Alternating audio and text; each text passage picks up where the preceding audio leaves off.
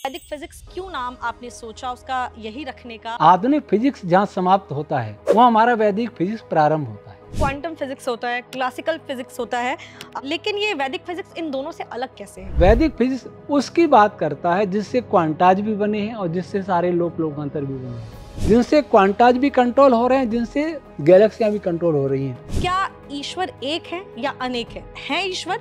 तो क्या वो साकार रूप में है या निराकार रूप में है? ईश्वर केवल एक है। अब रही साकार की बात, निराकार की बात, इस बात को साइंस के लोग जानते हैं कि जो भी बल या एनर्जी है वो निराकार में ही होती है। प्लैनेट्स के आधार पे एक और चीज होती है, वो एस्ट्रोलॉजी, ज्योतिष। तो क्या आप ज्योतिष को मानते हैं?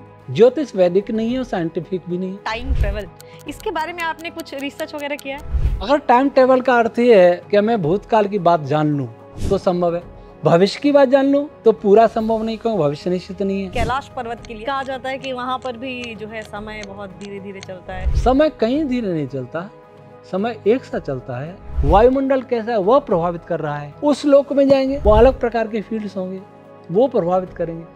इन प्रभावों से हमारी आयु घट बढ़ती है। साधु महात्मा के लिए लोग ये कहते हैं कि वो एक जगह से गायब होकर दूसरी जगह पहुंच जाते हैं। तो क्या ये सब चीजें सच में होती हैं? आप मानते हैं?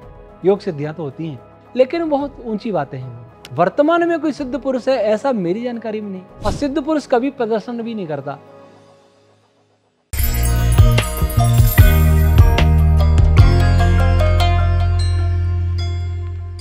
नमस्कार, मैं नेहा राजपूत आप सभी का एबीपी लाइव धर्मा लाइव पर स्वागत करती हूँ।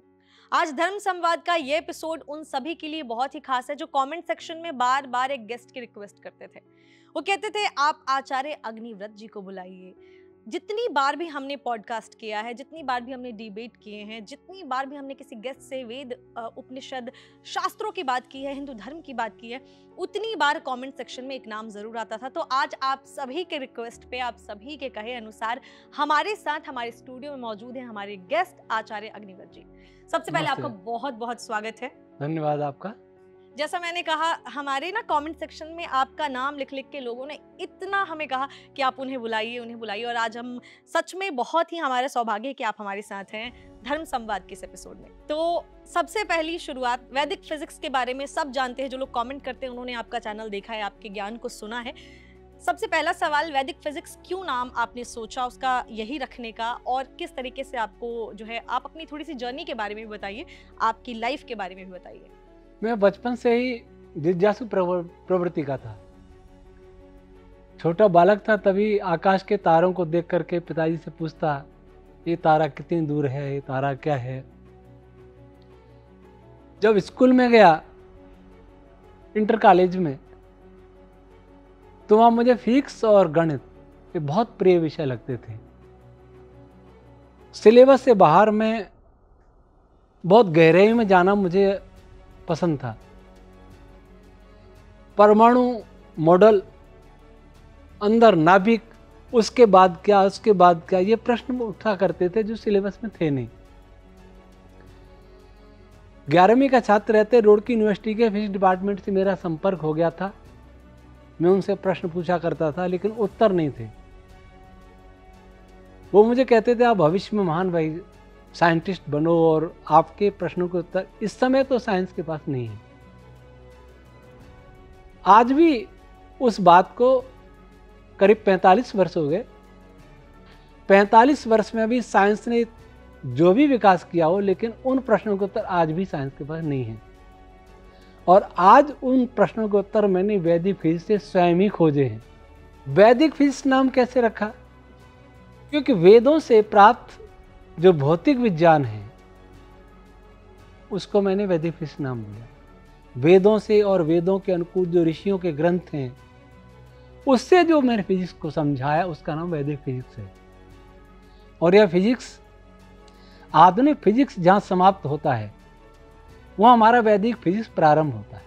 आधुनिक फिजिक्स में सबसे सूक्ष्म विषय कोई है? पहले तो संसार में सबसे कठिन और सबसे महत्वपूर्ण विषय साइंस माना जाता है।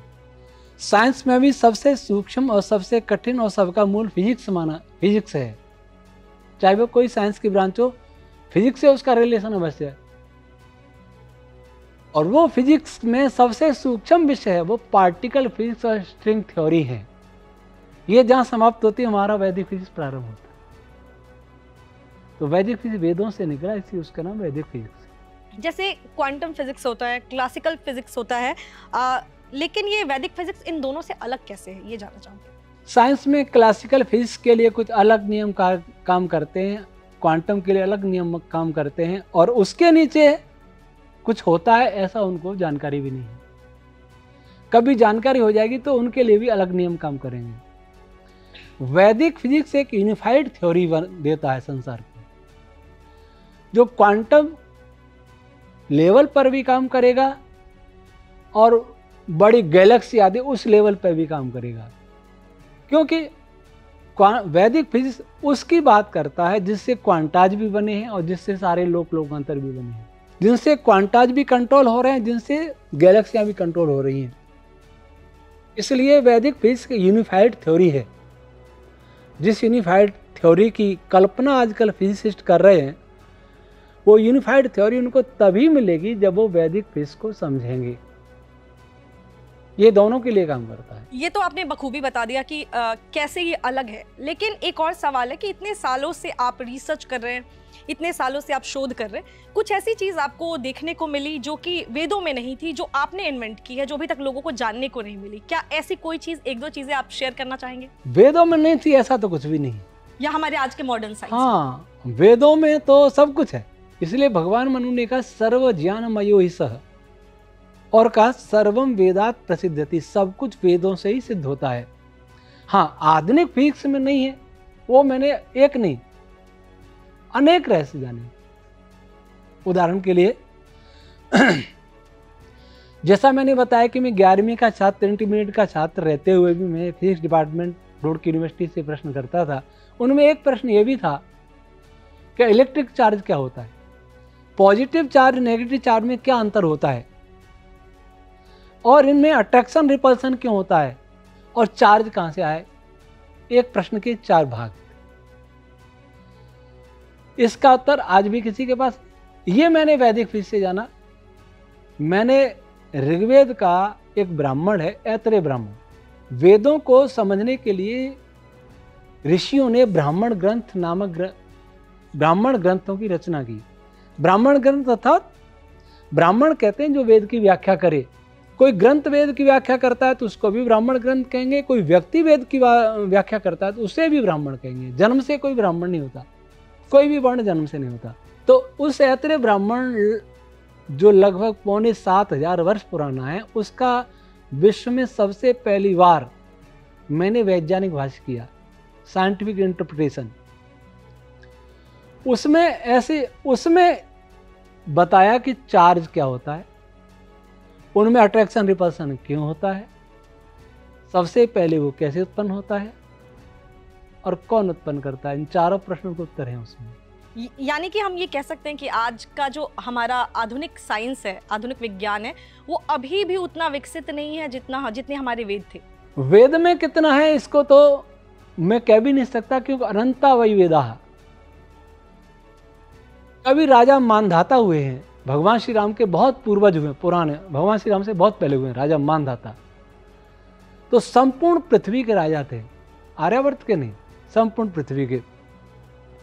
उनसे देवराज इंद्र ने कहा था अनंता वही वेदाः, क्या वेद अनंत है। मैंने तो उसमें से जो ऐतरेय ब्राह्मण में है उसके विषय में भी ये कहूँगा कि उसकी जो व्याख्या मैंने लिखी है, वेद विज्ञान आलोक नाम का ग्रंथ है, 2800 पृष्ठ का, और पृष्ठ भी पूरे साइज के हैं, 4 साइज के। उसमें जितना साइंस है, आधुनिक फिजिक्स इसी प्रकार से बढ़े तो 1 शताब्दी तो लग सकती है। नासा नहीं कर पा रहा, सर्न नहीं कर पा रहा, दुनिया की कोई संस्था नहीं कर पा रही, वो हम छोटे से गांव में बैठ के थियोरेटिकल फिजिक्स के क्षेत्र में हमने किया है।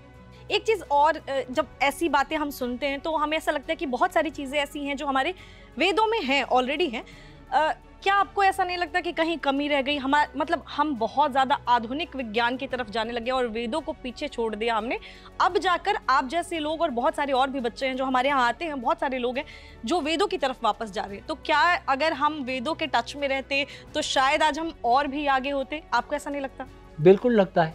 लेकिन महाभारत के बाद वेद पढ़ने पढ़ाने की एक जो परंपरा थी वो समाप्त हो गई।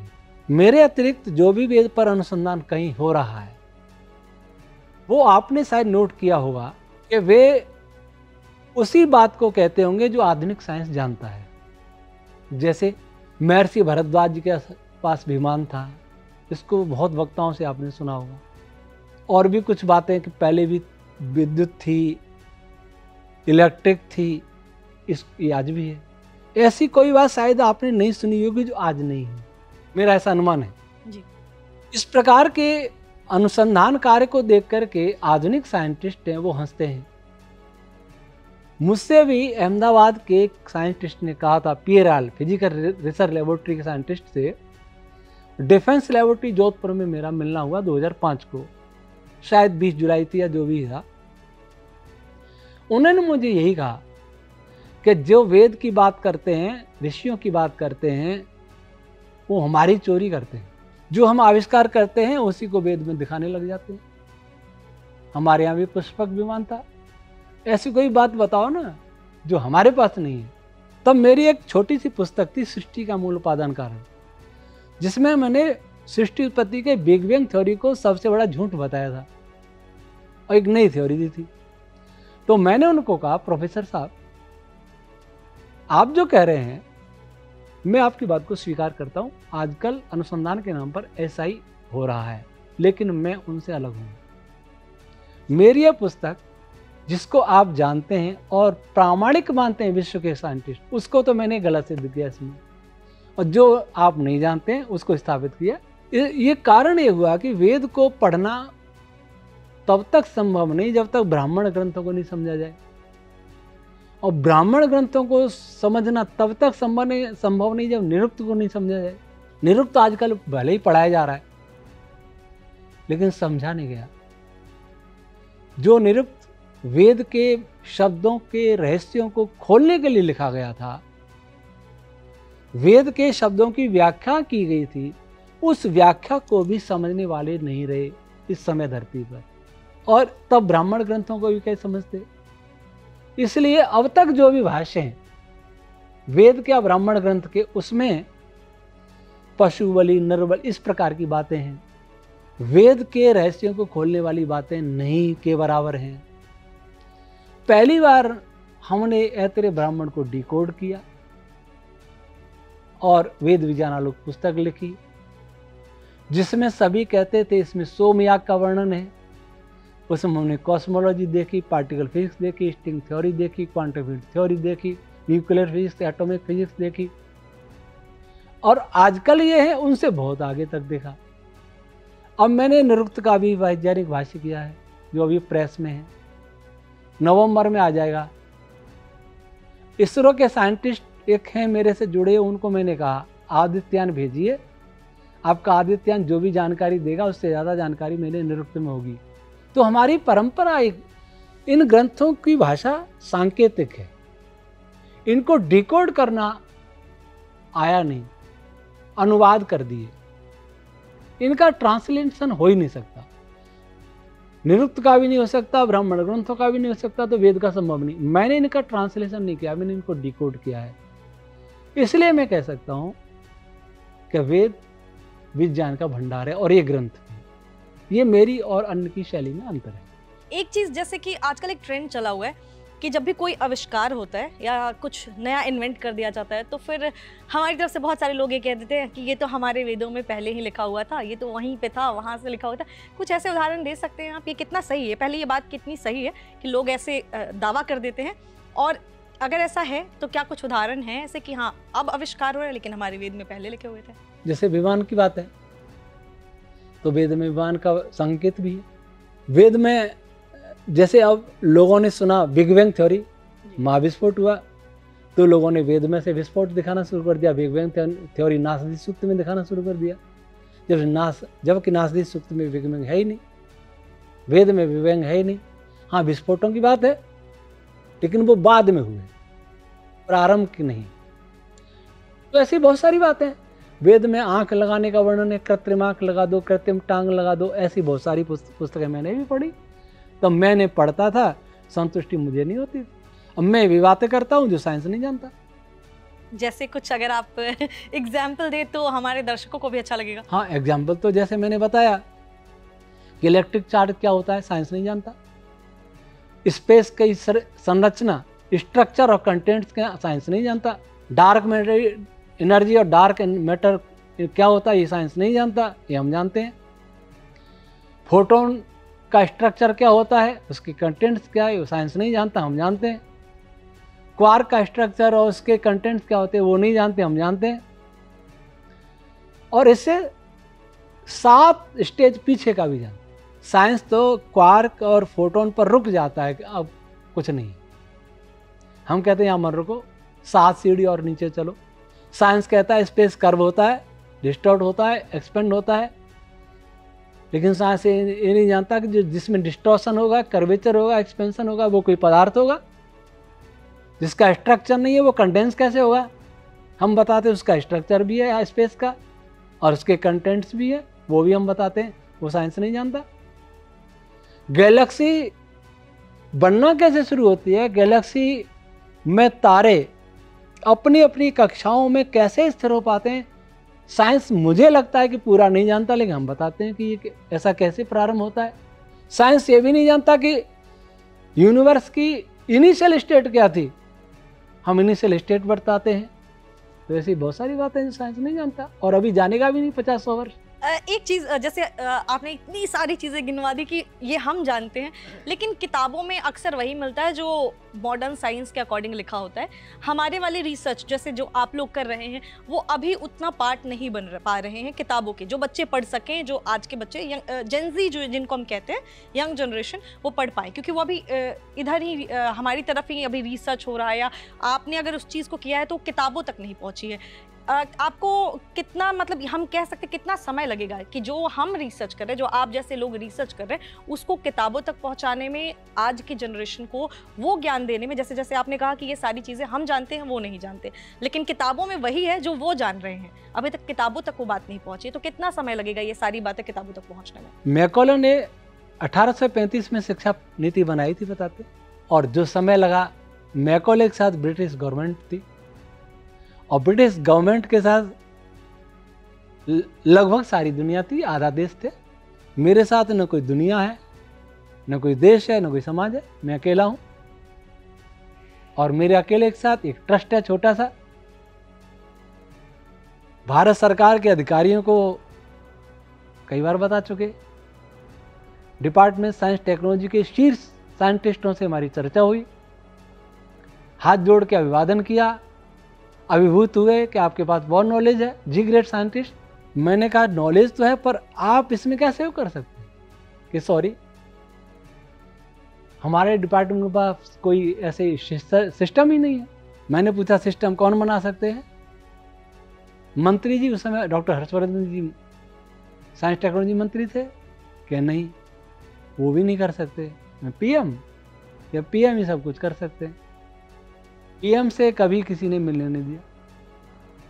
माननीय डॉक्टर सत्यपाल सिंह जी बागपत के सांसद, हमारे प्रधान संरक्षक हैं, उन्होंने बहुत प्रयास किया, कभी सफलता नहीं मिली। उन्होंने मेरे लिए इंटरनेशनल कॉन्फ्रेंस भी आयोजित कराई बीएचयू में। मैंने कहा मैं सबसे पहले अपनी थ्योरी इंटरनेशनल स्तर पर साइंटिस्टों में प्रेजेंट करूंगा, वेद विज्ञान आलोक है। उसमें भी वहाँ की बीएचयू वालों ने साजिश रच दी, वो नेशनल रहेगी, वो एक लंबी कहानी है। तो ऐसी परिस्थिति में किसी व्यक्ति के साथ न कोई संगठन हो, न सरकार हो, न मीडिया हो, न उद्योगपति हो, कैसे कर सकता है? फिर भी हमारी थ्योरी पर अमेरिका में बैठा एक साइंटिस्ट रिसर्च करने लग गया केवल हमारी वीडियो देख करके। ऑस्ट्रेलिया में बैठा एक साइंटिस्ट रिसर्च करने लग गया केवल हमारी वीडियो देख करके। अमेरिका वाले ने तो अब वेद विज्ञान आलोक ग्रंथ मंगाया है, लिखा मुझे गुरुदेव 6 साल से आपकी वीडियो देख रहा हूं और मैंने रिसर्च भी प्रारंभ कर दी है। तो हमारी दिशा सही है। अब सरकार को चिंता नहीं है, समाज को चिंता नहीं है, तो उसमें मैं तो कुछ कर नहीं सकता।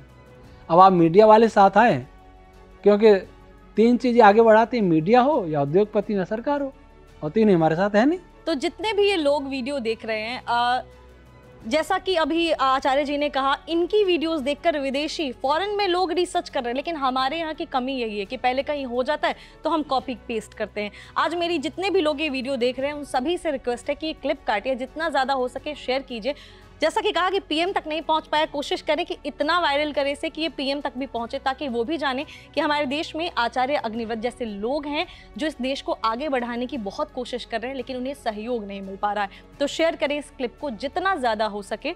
और मैं बाकी सभी लोगों से रिक्वेस्ट करूंगी कि अगर आप भी इनसे जुड़ना चाहते हैं तो इनके पेज के थ्रू जुड़े और वीडियोज़ को शेयर करें। तो एक चीज़ तो कमी तो हमें पता चल गई कि हमारे यहाँ से कमी कहाँ कहाँ हो रही है। ईश्वर की बहुत सारी लोग बातें करते हैं, हमने थोड़ी फिजिक्स की बात कर ली, ईश्वर की बात करते हैं। जैसे ईश्वर की जब भी बात आती है ना तो लोग बहुत ही भावुक भी हो जाते हैं। क्या ईश्वर एक है या अनेक है? एक सवाल ये बहुत आता है, कमेंट सेक्शन से सवाल लिया क्योंकि किसी हमारे व्यूअर ने आपके लिए ये सवाल छोड़ा था। और अगर है ईश्वर तो क्या वो साकार रूप में है या निराकार रूप में है? ये आप ही के लिए सवाल हमारे किसी व्यूअर ने आपके लिए लिखा था। बहुत अच्छा प्रश्न है। ब्रह्मांड एक है, ब्रह्मांड में जो फिजिक्स के नियम काम कर रहे हैं वो भी एक जैसे ही हैं, तो नियमों को बनाने वाला भी एक ही होगा। अनेक हो गए तो अनेक नियम काम करेंगे, फिर उन अनेक नियमों के ऊपर भी एक नियामक और होगा। जैसे सरकार में बहुत सारे डिपार्टमेंट हैं, सब अपना अपना काम देख रहे हैं, मंत्री लोग, सेक्रेटरी लोग, लेकिन उनके ऊपर एक प्रधानमंत्री भी है। बहुत सारे ईश्वर हो गए तो एक परमेश्वर और होगा जो उन सब के ऊपर होगा, सब में बैलेंस बनाए रखे। ऐसा संभव नहीं, ईश्वर केवल एक है। अब रही साकार की बात, निराकार की बात, इस बात को साइंस के लोग जानते हैं कि साकार में कोई बल नहीं होता, जो भी बल या एनर्जी है वो निराकार में ही होती है। हमारे शरीर में जो बल है, एक तो चेतना है और दूसरा हमारी मांसपेशी जो काम कर रही है वो इलेक्ट्रोमैग्नेटिक फोर्स काम करता है। उसमें इलेक्ट्रोमैग्नेटिक फोर्स साकार नहीं है, निराकार है। आपके बिजली के जितने भी बड़ी बड़े इंस्ट्रूमेंट काम कर रहे हैं, बड़ी बड़ी मशीनें काम कर रही हैं, वो तो साकार है, लेकिन उनके भीतर जो इलेक्ट्रिसिटी काम करे वो निराकार है।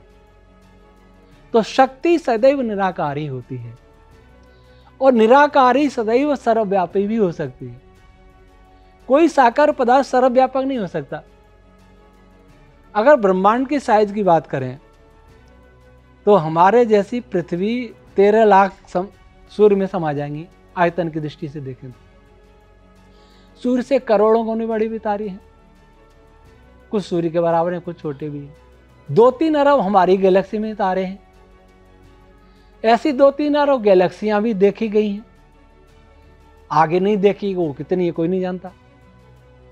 ये जहां तक इनका फैलाव है 10⁻26 मीटर रेडियस तक देखा है साइंटिस्टों ने इस यूनिवर्स। अब एक के आज 10⁻26 बोलने में तो बहुत सरल लगता है, एक के आगे 26 शून्य रख दें, कितनी बड़ी संख्या होगी। वो वहां तक भी ईश्वर है, क्योंकि वहां तक सृष्टि है तो वहां ईश्वर भी होगा। सूक्ष्मता में जाएंगे तो इलेक्ट्रॉन कितना सूक्ष्म है, उसमें भी ईश्वर है। और मैं इलेक्ट्रॉन से 7 स्टेज पीछे की बात कर रहा हूं, वहां तक भी ईश्वर है। इसलिए ऋषियों ने कहा अणो रणियान मय तो मैया, सूक्ष्म से सूक्ष्म और महान से महान। तो सूक्ष्म से सूक्ष्म होगा और महान से महान होगा, वो साकार तो हो नहीं सकता। मुंडक उपनिषद ने कहा अमूर्तः,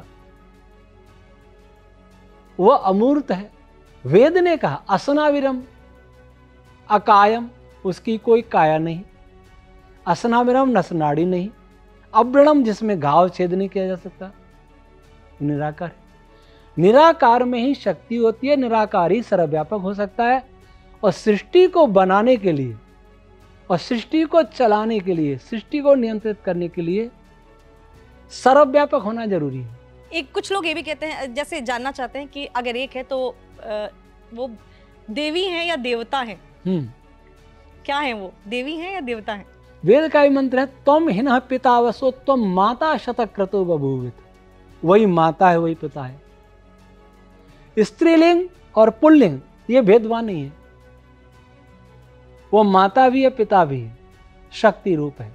इसलिए प्रार्थना भी करते हैं त्वमेव माता च पिता त्वमेव। वह गुरु भी है, वह सब कुछ है। आपके हिसाब से जैसे अगर हम ये मान गए कि चलिए है कोई, क्या पूजा करनी चाहिए इंसान को फिर? जिसने संसार को बनाया और बना करके हमें दिया, उसका कोई स्वार्थ नहीं। तो कृतज्ञता बस उसकी उपासना करनी अवश्य चाहिए। पूजा के वे नहीं करते। अगर पूजा ईश्वर के संदर्भ में करें तो निराकार की पूजा कैसे होगी? उसका ध्यान लगाएं, उपासना करें। हे ईश्वर, तूने संसार को बनाया, इतना सुंदर शरीर दिया, हमसे लिया क्या उसने? लेता क्या है? उसके प्रति कृतज्ञता, उसको नमन करें, उसके अपने अंदर धारण करें, ताकि हम कोई अपराध न कर सकें, कोई पाप न कर सकें, गलत काम नहीं कर सकें। इसलिए उपासना की जाती है। वैसे आडंबर करके गलत काम करते रहे तो वो आडंबर किसी काम का नहीं है। तो पूजा का अर्थ ईश्वर के संदर्भ में उपासना है। माता पिता विद्वानों की पूजा का अर्थ उनका सेवा सत्कार करना है।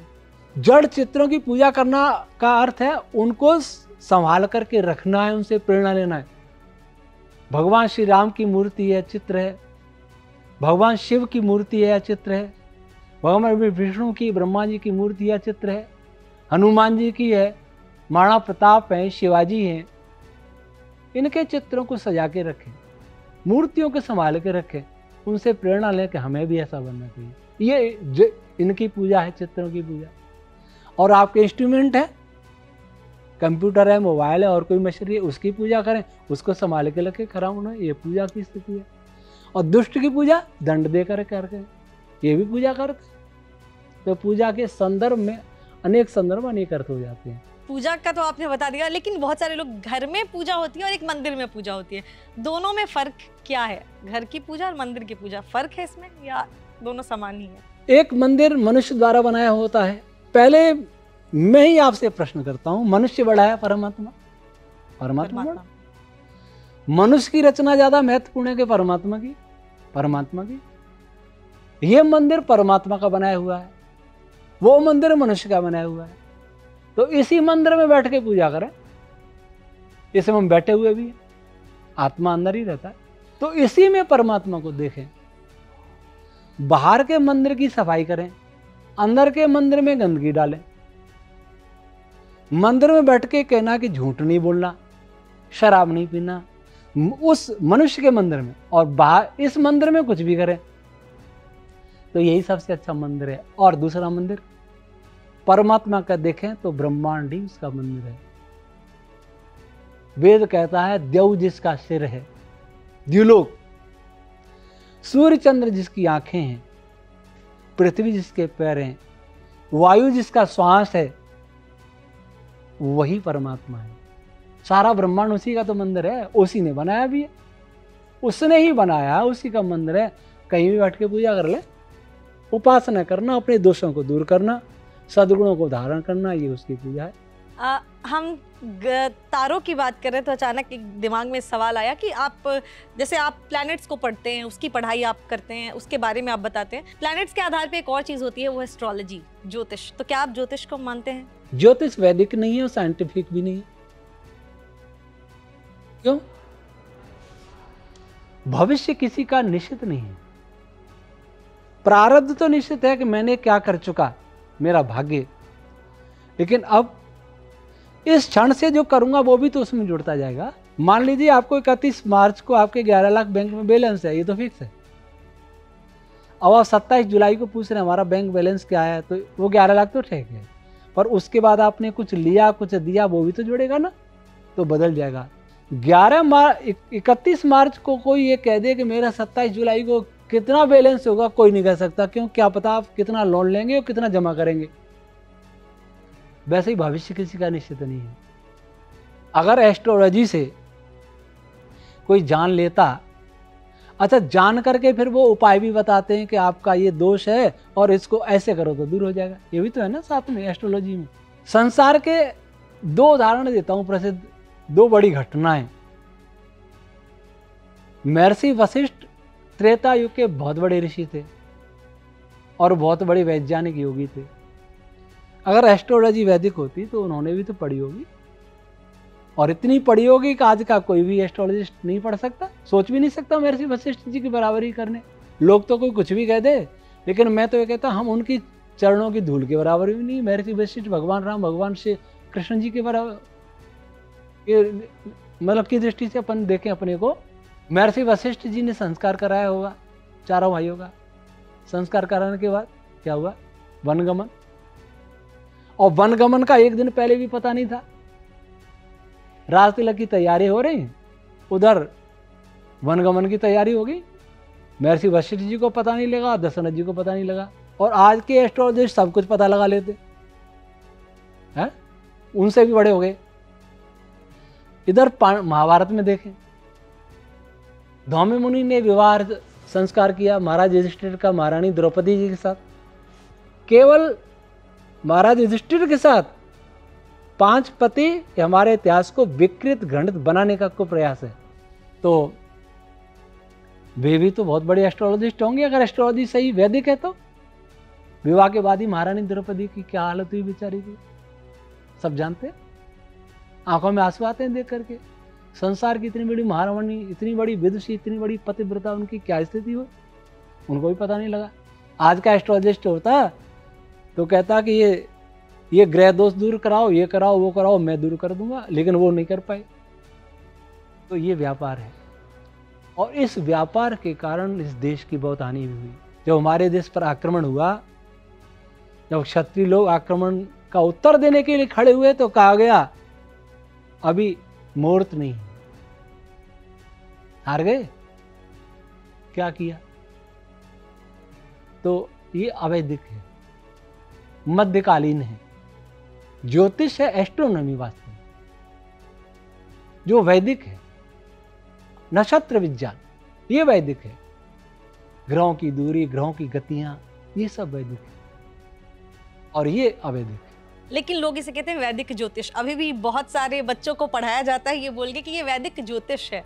एक और चीज आती है कि गणित ज्योतिष और फलित ज्योतिष। गणित ज्योतिष एस्ट्रोनॉमी, वो ठीक, यानी गणित ज्योतिष है, हाँ, फलित ज्योतिष नहीं है। नहीं है। आज बहुत सारे जितने भी हमारे गेस्ट आते हैं वो भी यही बात कहते हैं। आज आचार्य जी ने भी यही बात कही है। एक और चीज, जैसे उस टाइम पे पढ़ाई होती होगी तारों को देखकर, बहुत सारी प्रेडिक्शंस तो उस टाइम भी की जाती होगी, भविष्यवाणियां की जाती होंगी, क्योंकि अगर तारों की गणना होती थी तो उस समय भी मुहूर्त, ऐसा हमने किताबों में ही पढ़ा या हमने अपने बड़े बुजुर्गों को कहते हुए सुना है कि हर चीज़ का मुहूर्त निकाला जाता था, हर चीज़ का शुभ समय निकाला जाता था कि ये राज तिलक का शुभ समय है, ये इस चीज़ का शुभ समय है। किताबों में है, ग्रंथों में है, ये सारी बातें लिखी हुई हैं। तो क्या उस समय भी जब शुभ समय निकाला जाता था तो कुछ तो कैलकुलेशन किया जाता होगा? देखिए, जिस समय सबके अनुकूलता हो वही शुभ है, सबके अनुकूलता हो।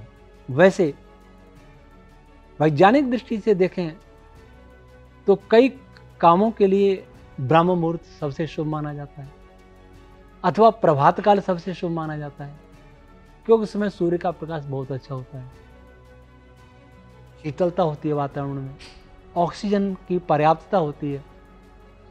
इतना देख सकते हैं। चंद्रमा के शुक्ल पक्ष और कृष्ण पक्ष की चांदनी का एक अलग प्रभाव होता है। ये तो मैंने निरुक्त में भी पढ़ा, मैंने इसकी व्याख्या भी की है, वहां तक ठीक है। अन्यथा बहुत सारी बातें तो काल्पनिक है। यानी कि पहले के समय में लोग इसको बहुत अच्छी तरीके से पढ़ाई करके उसको यूटिलाइज करते थे। धीरे धीरे इसमें भी विकृति आ गई और बिजनेस बना दिया गया इसको भी।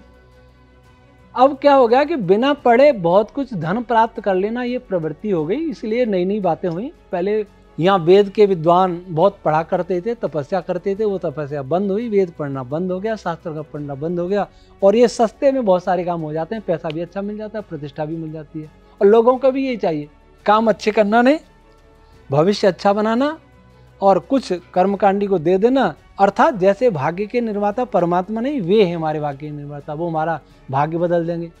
अच्छा करेंगे तो भी कोई हमारा अनिष्ट कर देगा, और बुरा करेंगे तब भी कुछ रिश्वत ले करके हमें वो बुरा उसके पाप से मुक्ति दिला देंगे।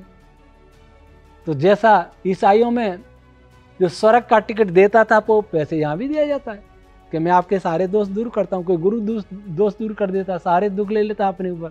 यानी उन लोगों के लिए क्या कहना चाहेंगे जो लोग कार्मिक, जिनका अकाउंट अभी खराब चल रहा है, यानी कर्मों के द्वारा वो बहुत ही गलत गलत चीज़ें कर रहे हैं और वो ये सोचते हैं कि किसी ज्योतिषी से उपाय ले लिया और फिर उसको अपना लिया तो उनके कार्मिक अकाउंट, कार्मिक बैलेंस उनका जो है वो ठीक हो जाएगा। उन लोगों के लिए क्या कहना चाहेंगे? एक बार ज़रूर अपना मैसेज ज़रूर दीजिए। उन लोगों के लिए मैं कहना चाहूँगा, जो मेरे सामने प्रश्न आता है मैं उन लोगों के सामने भी रख रहा हूँ कि यूरोप वाले लोग भारतीयों से ईमानदार क्यों हैं,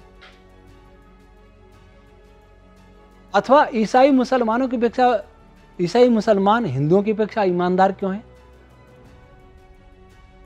वे लोग कर्तव्य परायण क्यों हैं, समय पर जाते हैं? वहां इतना भ्रष्टाचार नहीं उन देशों में क्यों? हम वेद की बात करते हैं, दर्शन की बात करते हैं, हम यज्ञ की बात करते हैं, हम पूजा की बात करते हैं, हम धर्म प्रधान कहते हैं अपने को। झूठ सबसे ज्यादा यहां बोले, चोरी यहां सबसे ज्यादा हो, भ्रष्टाचार सबसे ज्यादा यहां हो। क्यों? क्योंकि ये सस्ते साधन हमारे सामने आ गए।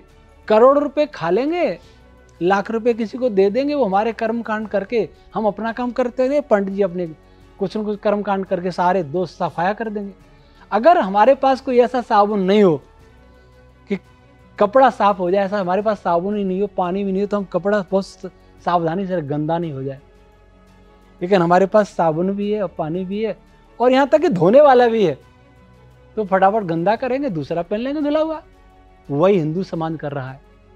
कितना भी गंदा करो, सफाई करने वाला राहु केतु सारे ग्रह दशा दूर करके कुछ पैसा लेकर के हमारी सारी सफाई कर देगा, तो हम ज्यादा पाप करेंगे। इसलिए झूठ भी बोल रहे हैं हम गिरे, इसलिए हिंदू समाज पतित हुआ, भारत पतित हुआ। क्यों हुआ है? जगत गुरु देश इतना पतन क्यों हुआ? उसका इन्हीं के कारण हुआ, क्योंकि हमने अपराध बढ़ा लिए। अपराधों को दूर करने के साधन हमें लोगों ने बता दिए कि ये हमारे पास साधन, आओ कुछ भी करो हमारे पास आ जाओ। तो इन ठेकेदारों ने हमें अपराधी बना दिया, पापी बना दिया। इसलिए चोरी करने में भी हमें डर नहीं है, झूठ बोलने में डर नहीं है, और भी कुछ करने में डर नहीं है। इसलिए हम पीछे हो गए। जो हम जगत गुरु थे वो शिष्य हो गए, सोने की चिड़िया थे वो गरीब हो गए, सबके राजा थे सबके गुलाम हो गए। ये बहुत बड़ा कारण रहा है। भारत के जगत गुरु होने का अर्थ क्या है? पहले तो गुरु शब्द का क्या अर्थ होता है? गुरु शब्द भारी, गुरु का अर्थ भारी होता है, लघु का अर्थ हल्का होता है। अपने चरित्र और ज्ञान विज्ञान के द्वारा जिसमें भारीपन हो, ग्रेविटी हो, जिसमें दूसरों को आकर्षण करने की क्षमता हो, वो गुरु कहलाता है। कान में मंत्र पढ़ने वाला नहीं, केवल ज्ञान से नहीं, चरित्र से। भगवान मनु ने लिखा, एतद देश प्रसूतस्य सकाशादग्र जन्मना स्वम स्वम चरित्रम शिक्षिरन। चरित्र से शिक्षा, चरित्र की भी शिक्षा लेते थे, विज्ञान की शिक्षा लेते थे। जिसका ज्ञान और चरित्र दोनों ऊंचा हो, जिससे वो किसी को दिशा दे सकता, वो गुरु कहलाता है। हमारा देश दुनिया को चरित्र से भी शिक्षा देता था और ज्ञान से भी देता था, इसलिए भारत जगत गुरु था, आर्यवर्त कहलाता था उसे। तो भारत शिक्षा ज्ञान की दृष्टि से, विज्ञान की दृष्टि से, धर्म की मतलब अध्यात्म की दृष्टि से सारे संसार में सबसे श्रेष्ठ था। इसलिए सभी देश इसको आकर्षित होते थे, इसके कारण ही जगत गुरु कहलाता था। टेक्नोलॉजी भी सबसे ज़्यादा थी। टेक्नोलॉजी तो थ्योरी के पीछे चलती है, तो हम इस सबसे आगे थे। सारे देश दुनिया के लोग यहाँ शिक्षा लेने आते थे, इसलिए जगत गुरु कहलाता। एक और चीज़ है, आजकल लोग हमेशा कहते हैं नासा ने ये कब बताया। आजकल एक और जो है खबर आती रहती है कुछ दिनों पे, हर कुछ दिन पे एक न्यूज़ देखने को मिल जाता है कि ब्लैक होल के बारे में, कि ब्लैक होल जो है वो उसका शेप बढ़ते जा रहा है।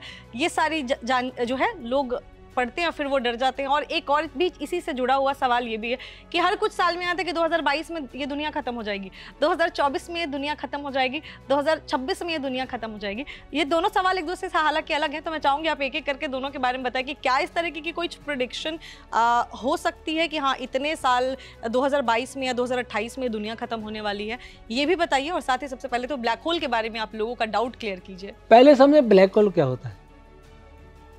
एक बहुत बड़ा तारा जिसमें गुरुत्वाकर्षण बल जिसका बहुत ज्यादा होता है। क्यों ज्यादा होता है? क्योंकि उसका मास उसका बहुत ज्यादा होता है। प्रत्येक आकाशगंगा के केंद्र में लगभग ब्लैक होल ही होता है।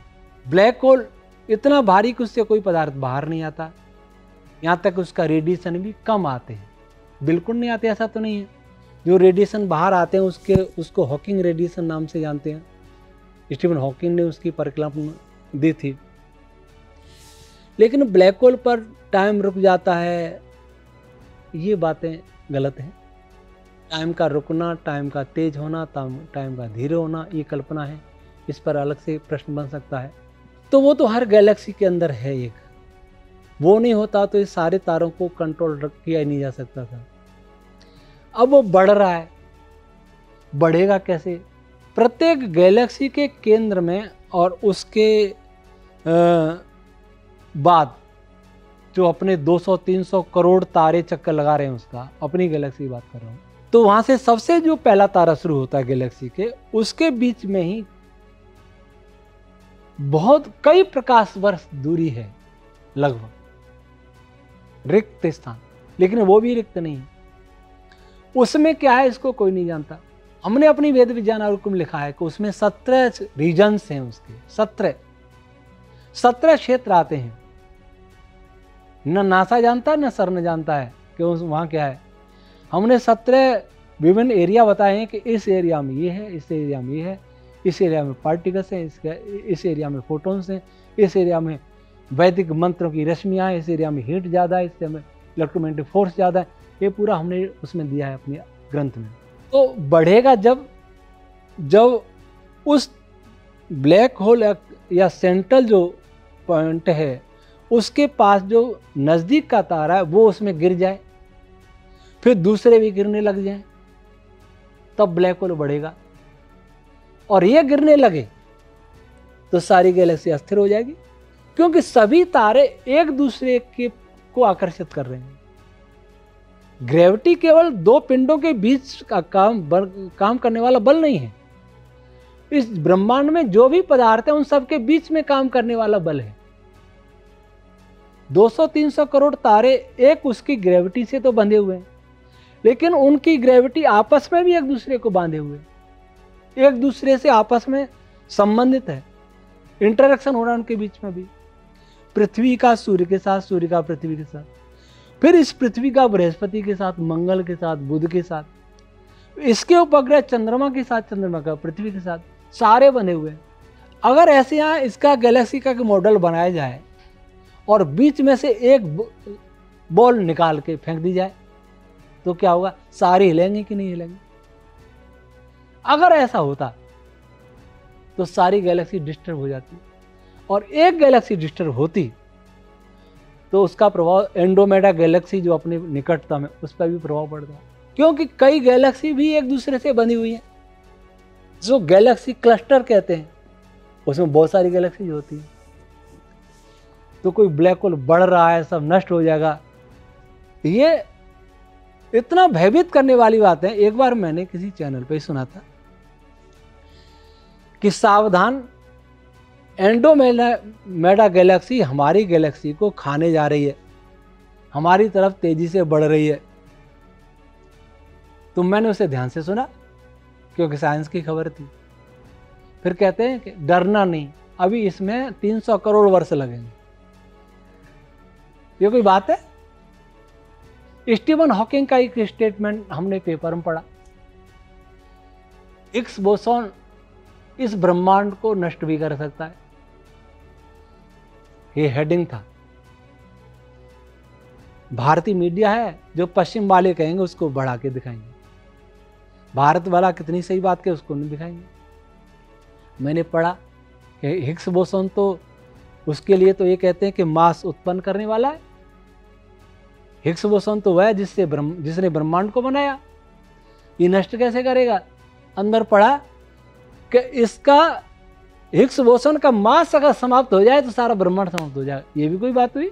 मैं कह दूं छत गिर जाए तो हम सब मर जाएंगे, ये कौन सा स्टेटमेंट हुआ? तो केवल सुर्खियों में लाने के लिए 2008 में अफवाहें उड़ी कि सारे ग्रह एक सीध में आ रहे हैं, एक रेखा में। हमारे जहाँ मैं रहता हूँ भीनमाल में, सिटी में जो रहते थे विद्यार्थी पढ़ने वाले घरों में चले गए, माता पिता के साथ मरेंगे। गांव के लोग व्यापार करने नहीं आए, मंदिरों में इनकम बढ़ गई। 8 मई का हम अनुष्ठान करेंगे धरती को बचाने के लिए। एक व्यक्ति ने मेरे से कहा कि स्वामी जी आप कुछ नहीं कर रहे। मैंने कहा क्या? कि 8वीं का आप कुछ नहीं कर रहे आप अनुष्ठान में, क्या होने वाला है? 8वीं को आपको पता नहीं सारे ग्रह एक सीध में आ रहे हैं, फिर क्या होगा कि धरती फट जाएगी।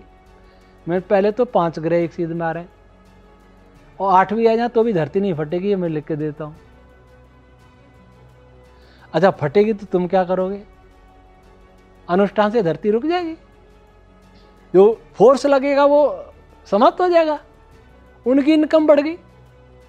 लोग बाजार में जाएं, रसीद बुक, 8 मई का चंदा दो, लो ले जाओ फटाफट चंदा दो। प्रशासन मौन था, केवल मैं व्यक्ति था जिसने पंपलेट छपवाए 8 मई का भय क्यों, 10,000 की संख्या में अखबारों के साथ पूरे नगर और क्षेत्र में बंटवाए। मेरे साथ जो लड़के रहते थे किराएदार बच्चे विद्यार्थी, वो नहीं गए, बाकी सब भागे। सबने कहा तुम नहीं जा रहे कि हम तो गुरुजी के साथ मरेंगे। कोई नहीं मरने वाला। 9 मई को मेरे पास एक अध्यापक आए। अध्यापक आके बोले स्वामी जी आपसे कोई मिलने आया? मैं आप आए ना? कि जो डरा रहे थे वहां मंदिरों में भीड़ लगी, दान दिया जा रहा, और जिस व्यक्ति ने सांत्वना दी कि कुछ नहीं होगा, मैं कहता हूं वहां कोई मिलने नहीं आया। ऐसा संसार है, उसका क्या करे? तो ये रोमांचक खबरें दिखाने के लिए होता है ऐसा। और जब होगा, नष्ट तो होगा, हमारे कर्मों से होगा, पर्यावरण प्रदूषण से होगा, प्राकृतिक आपदाओं से होगा, महामारियों से होगा, वो मानव द्वारा ही किया जाएगा इसका विनाश। धरती तो नहीं फटेगी, लेकिन हम सब जरूर नष्ट होंगे हमारे ही कर्मों से, क्योंकि हम ही ऐसा कर रहे हैं। यानी कि ये जो अफवाहें समय समय पर टीवी पर दिखाई जाती हैं और हर कुछ साल में बोल दिया जाता है कि पहले 2000 था, फिर 2020 हुआ, फिर 2022 हुआ, आने वाले समय में फिर ये कहीं सुर्खियों में देखने को मिल जाएगा कि फलाने साल में दुनिया खत्म होने वाली है। एक चीज़ आपने बोली कि ग्रहों का एक सीध में आना, ये क्या जब सारे ग्रह एक सीध में आते हैं तो उससे क्या हानि होती है, होगी धरती पर, या वो किसी तरीके से प्रॉब्लमेटिक होगा? हो सकता है, प्राकृतिक आपदा आ सकती हैं, ज्वार भाटे बहुत तीव्र हो सकते हैं, तूफान, चक्रवात, भूकंप भी आ सकते हैं, लेकिन ऐसा नहीं कि धरती के 2 टुकड़े हो जाएंगे। यानी परेशानी तो आएगी, लेकिन धरती का विनाश नहीं होगा। नहीं, विनाश नहीं होगा। विनाश होगा तो हमारे कर्मों से होगा, क्योंकि यही एक टाइटल ही दिया जाता है ना, अब खत्म हो जाएगी धरती। अभी तक तो हुई नहीं हुई। 8 में कहा, फिर 12 में कहा, CERN में प्रयोग चल रहा था तब भी कहा कि ब्लैक होल बन रहा है, सब नष्ट हो जाएगा, तब भी मेरे पास फोन आए। मैंने डरने की कोई जरूरत नहीं है, कुछ नहीं होगा। अब इनकी तारीख जैसे पढ़ते हैं ना, किसी की सर्विस को आगे बढ़ाया जाता है ना, वैसे ये भी बढ़ाते जा रहे हैं। ये सवाल आचार्य जी से पूछने का कारण ही यही था, क्योंकि ग्रहों के नाम पे जो है खबरें बनाई जाती हैं और बहुत सारे लोग जो है उसको समझ नहीं पाते, उन खबरों को पढ़ते हैं, डर जाते हैं। तो आज आचार्य जी वैदिक फिजिक्स जो है उसको, उस पर हर एक जानकारी देते हैं, और इनसे बेहतरीन मुझे नहीं लगता कि कोई है जो इस सवाल का जवाब दे पाता। तो जितने भी लोग डरते हैं आज को डरना बंद कर दीजिए, क्योंकि फिलहाल तो ऐसा कुछ नहीं हो रहा है। नहीं होगा। एक टाइम की बात की, अक्सर मैं जब भी हमारे पास कोई गेस्ट आते हैं ना, तो उनसे मैं ये सवाल जरूर पूछती हूँ कि बड़ा ये इंटरेस्टिंग टॉपिक है टाइम ट्रेवल, इसके बारे में आपने कुछ रिसर्च वगैरह किया है? पहले तो मैं टाइम ट्रेवल वालों से पूछूंगा टाइम ट्रेवल का अर्थ क्या है। अगर टाइम ट्रेवल का अर्थ ये है कि मैं भूतकाल की बात जान लूं तो संभव है। कोई योगी भूत की बात जान सकता है, योगी भविष्य की बात जान लूं तो पूरा संभव नहीं, क्योंकि भविष्य निश्चित नहीं है, लेकिन योगी कुछ बातें जान सकता है। इसको टाइम ट्रेवल कहें तो संभव है। लेकिन इसको टाइम ट्रेवल कहें कि मैं अपने को जन्मता देख लूं, भूत में चला गया, पास्ट में गया, इसका मतलब मैं अपना जन्म देख लूं, तो ये संभव नहीं। भविष्य में जाना, मैं अपनी चिता जलता देख लूं, यह भी संभव नहीं। तो टाइम ट्रेवल का पहले तो अर्थ स्पष्ट करें, टाइम ट्रेवल क्या है।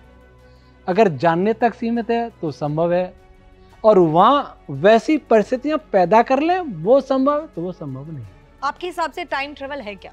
हम तो टाइम ट्रेवल शब्द का ही प्रयोग नहीं करते, ये तो एक गढ़ा हुआ शब्द है। स्टीफन हॉकिंस इसको बहुत कहते थे, स्टीफन हॉकिंस। और स्टीफन हॉकिंस की बहुत बातों को हमने खंडन किया। उनके ब्लैक होल थ्योरी थी, ब्लैक होल की अभी चर्चा की टाइम रुक जाता है। मैंने स्टीफन हॉकिंग के सहित 12 देशों के 35 साइंटिस्ट को 12 प्रश्न पूछे थे। ये बात 29 अगस्त 2013 की होगी शायद। नासा भी उसमें सम्मिलित था और सर्न भी दुनिया की वर्षा से उसमें भी सम्मिलित था। उसमें एक प्रश्न इसको लेकर के था, ब्लैक होल को लेकर टाइम रुकता है क्या? कोई उत्तर नहीं मिला। फिर मैंने कहा टाइम रुकता है तो पहले टाइम क्या? दूसरी बात मैंने ये कही कि ब्लैक होल से अगर कोई इंफॉर्मेशन वापस आती नहीं है तो ग्रेविटेशनल वेव कैसे आती है उससे हमारे पास? और ग्रेविटेशनल वेव भी उससे नहीं निकलेंगी तो किसी को अट्रैक्ट नहीं कर पाएगा, तो ब्लैक होल ही किस बात का? पता लगा 14 जनवरी 2014 को या 15 जनवरी को स्टीफन हॉकिंग ने स्टेटमेंट दिया नेचर या साइंस पत्रिका में, मेरे पास है, कि जैसा ब्लैक होल हम मानते आए वैसा कोई ब्लैक होल नहीं होता। तब मैंने उनको पत्र लिखा कि आपने सत्य को स्वीकारा, इसके लिए धन्यवाद। परंतु मैं जानना चाहूँगा कि इस स्वीकारोक्ति में कहीं मेरे प्रश्न का कुछ योगदान है क्या? मैंने इतने महीने पहले आपसे प्रश्न पूछा था। या भारतीय खगोल शास्त्री आवास मित्रा जो भाभा एटॉमिक रिसर्च सेंटर में थे, उनके रिसर्च पेपर भी कई आए, ऐसा ब्लैक होल नहीं होता जैसा हम मानते हैं। उनका भी नाम नहीं लिया, उनका तो नाम आपको लेना चाहिए था।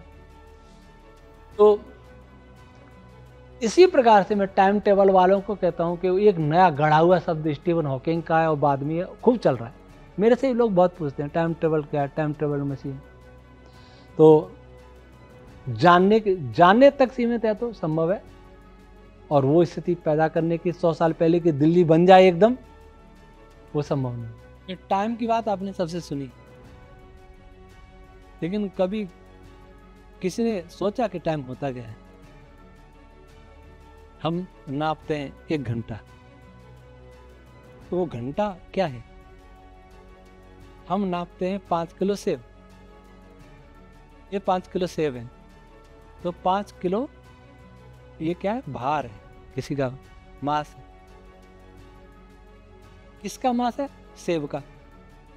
1 घंटा किसी की तोल है, माप है ना समय। तो किसकी तोल है वो क्या है? घंटा, मिनट, सेकंड, वर्ष, ये तो तोल होगी, माप होगी। लेकिन माप है किसकी? किसको तोल रहे हैं हम? समय को। वो समय क्या है? टाइम अंग्रेजी का शब्द है, और अंग्रेजी के शब्दों में कोई अंग्रेजी वाला आपसे उनसे पूछ लेना कि इसका अर्थ कैसे बना, तो कोई नहीं बता सकता। संस्कृत भाषा के अतिरिक्त किसी भाषा का ये सामर्थ्य नहीं कि वो शब्दों से पदार्थ के स्वरूप को बतला दे। एक उदाहरण दूं, सूर्य को, और भी दे सकते हैं बहुत सारे, लेकिन सबसे सरल मुझे सूर्य का लगता है। अंग्रेजी में सन कहते हैं, SUN। अगर मैं पूछूं SUN ये क्या है, इसका अर्थ क्या है? सूर्य तो आपने हिंदी में बता दिया, किसी अंग्रेजी को बताओ सन क्या होता है, कैसे बताएंगे? उस तारे को बताएंगे, नियरेस्ट तारा है वो सन है, पर वो SUN इन 3 अक्षरों से कैसे अर्थ निकला, ये कैसे बता पाएंगे? SUN कैसे बना, किसी के पास कोई उत्तर नहीं है। क्या हमारे सूर्य के लिए है? मतलब? हाँ, सूर्य के लिए, वही मैं बता रहा हूँ। सूर्य शब्द का व्याकरण से अर्थ होता है 2 प्रकार से, सरति, गच्छति, सर्वैहि लोकैहि सह सूर्यः। सरकता हुआ चलता है, सब लोगों को साथ लेकर के वह सूर्य कहलाता है। सारे ग्रहों और उनके उपग्रहों को साथ लेके सरकता हुआ चलता, कूद कूद के नहीं चलता, सरकता हुआ चलता, वह सूर्य है। और सुवति प्रेरयति सर्वान लोकान सह सूर्य, जो सब लोगों को पैदा करता है और अपने बल के द्वारा प्रेरित करता है, वह सूर्य कहलाता है। जिस कॉस्मिक क्लाउड से ये ग्रह बने उसी से सूर्य बना है, और सूर्य बड़ा भाग है तो उससे पैदा हुए, प्रेरित हुए, आकर्षण से बांधे हुए अपने चारों चक्कर लगवा रहा है, परिक्रमण करवा रहा है, इसलिए वह सूर्य है। सन का कोई और पर्यायवाची नहीं है, सूर्य के तो बहुत पर्यायवाची हैं। तो ये संस्कृत भाषा वैदिक भाषा की विशेषता है। ये कॉस्मोलॉजिकल भाषा है, वेदों की भाषा कॉस्मोलॉजिकल भाषा है। ऐसे टाइम शब्द का कोई अर्थ नहीं होता। काल शब्द का अर्थ होता है गिनने वाला, प्रेरणा करने वाला। काल एक ऐसा पदार्थ है जो सबको प्रेरित करता है। महर्षि व्यास जी ने महाभारत में लिखा, काल मूलम इदम सर्वम। प्रकृति रूपी जो पदार्थ है उसमें सबसे पहले ईश्वर जो वाइब्रेशन उत्पन्न करता है, उसके सतोगुण और रजोगुण को एक्टिवेट करता है। ओम ध्वनि सबसे पहले पैदा होती है। ओम ध्वनि से वाइब्रेट होती हुई प्रकृति जिसमें सतोगुण रजोगुण प्रकट हो गए हों, उस पदार्थ का नाम है काल। वो सबको प्रेरित करता है। काल की सबसे सूक्ष्म इकाई ओम का एक स्पंदन है। समय एक अवधि का नाम है। एक अवधि, दो घटनाओं के बीच में कितनी वाइब्रेशन हुआ, सबसे काल की छोटी इकाई वही ओम का वाइब्रेशन है। तो वह काल कभी तेज नहीं चलता, कभी धीरे नहीं होता, कभी रुकता नहीं। हमारी क्रियाओं पर प्रभाव पड़ सकता है, हमारी क्रियाएं प्रभावित हो सकती हैं। किसी फील्ड में जाकर के हमारे शरीर की जो जैविक क्रियाएं, रासायनिक क्रियाएं धीमे पड़ सकती हैं, कहीं जाके तेज हो सकती हैं। तो किसी क्षेत्र में रह करके हम उम्र हमारी बढ़ सकती है, किसी में कम हो सकती है। उम्र क्या है? हमारे शरीर की क्रिया जितनी तेजी से होंगे हम जल्दी बूढ़े होंगे, जितने धीरे धीरे चलेंगे इतने धीरे धीरे गहरे सांस लेंगे, उम्र बढ़ जाएगी। तो अगर हम किसी लोक में ऐसे में चले जाएं कि फील्ड्स ऐसे हों कि हमारी शरीर की क्रिया तेजी से होने लग जाए, तो हमारी आयु कम हो जाएगी। किसी ऐसे लोक में चले जाएं क्रियाएं धीरे धीरे हो तो हमारी आयु बढ़ जाएगी। हम कहेंगे कि काल तेज हो गया, काल धीमे हो गया। घड़ी में सेल जब कमजोर होता है तो धीरे धीरे उसकी सुई धीरे धीरे चलती है। इसका अर्थ थोड़ी है कि टाइम धीरे हो गया।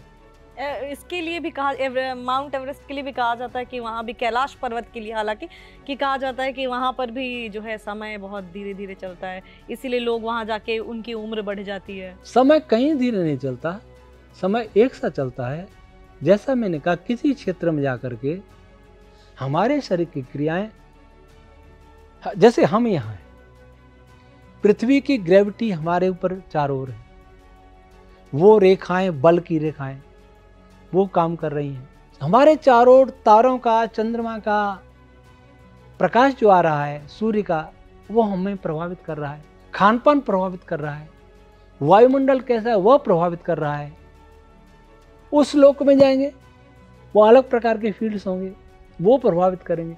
इन प्रभावों से हमारी आयु घट बढ़ सकती है। काल तो वैसे ही चलता है। चलते पंखे को हाथ से पकड़ लें, फिर कहें काल रुक गया, देखो काल रुक गया। काल नहीं रुका, पंखा रुका है। क्यों रुका? जो फोर्स काम कर रहा था, हमने उसका विपरीत फोर्स हाथ से पैदा कर दिया, वो रुक गया। हमने सोचा काल रुक गया, और पंखे को ऐसे और घुमा देते ऐसे कि देखो काल तेजी से दौड़ रहा है, नहीं दौड़ रहा है, हमने और फोर्स एक और पैदा कर दिया। तो यहाँ भ्रांति है। यानी बहुत सारी भ्रांतियां हैं जिनको, और यकीन मानिए आचार्य जी, आजकल यही इंटरनेट पे ट्रेंडिंग होता है। एक और चीज़, आखिरी चीज़ मैं आपसे जानना चाहूँगी, क्योंकि ये सवाल जो है अक्सर दिमाग में आते हैं बहुत सारे लोगों के। कहा जाता है कि बहुत सारे सिद्ध हमारे ऋषि मुनि हुआ करते थे। इवन आजकल के भी कुछ साधु महात्मा के लिए लोग, हमारे सुनने में आया कि कुछ साधु महात्मा के लिए लोग ये कहते हैं कि वो एक जगह से गायब होकर दूसरी जगह पहुंच जाते हैं। यानी अभी यहाँ बैठे हैं, फिर 1 मिनट के अंदर वो कहीं और मिलेंगे आपको। तो क्या ऐसा कुछ होता है कि जैसे लोग इसका नाम दे देते हैं कि उनको सिद्धियां हासिल थी, तो क्या ये सब चीजें सच में होती हैं, आप मानते हैं? देखिए, योग दर्शन में सिद्धियां बहुत सारी हैं। हालांकि आजकल कुछ योगी इन सिद्धियों को नहीं मानते, क्योंकि उन्होंने योग दर्शन अच्छी तरह समझा नहीं। योग सिद्धियां तो होती हैं, लेकिन बहुत ऊंची बातें हैं। वर्तमान में कोई सिद्ध पुरुष है ऐसा मेरी जानकारी में नहीं, और सिद्ध पुरुष कभी प्रदर्शन भी नहीं करता। आजकल के जो वीवीआईपी धर्मगुरु हैं, वीवीआई मतलब अरबपति खरबपति धर्मगुरु हैं, लाखों करोड़ों जिनके शिष्य शिष्याएं हैं, वो तो कोई योगी नहीं है कम से कम। क्योंकि योगी किसी भीड़ में नहीं रहता, योगी एकांत में रहता है, और वहीं सिद्धियां भी प्राप्त होती हैं। ऋषि मुनियों के पास वो सिद्धियां थीं। ऐसा संभव है कि यहां जाके वहां प्रकट हो जाए, ये तो कठिन है, पर अंतर ध्यान हो जाए, ये योग दर्शन में है। यहां बैठा बैठा गैलेक्सियों की परिक्रमा कर ले, गैलेक्सियों को यहीं से बैठे बैठे जान ले, ये संभव है। कैसे? हमारे अंतःकरण का एक भाग होता है मन, माइंड, और एक मन होता है जो समूचे ब्रह्मांड में व्याप्त है, जिससे ब्रह्मांड बना है। प्रकृति के बाद काल, काल के बाद मैथ, मैथ के बाद अहंकार, फिर मन, वो सब जगह फैला है। स्पेस भी उससे बना, सभी पार्टिकल्स, फोटोन सभी उससे बने।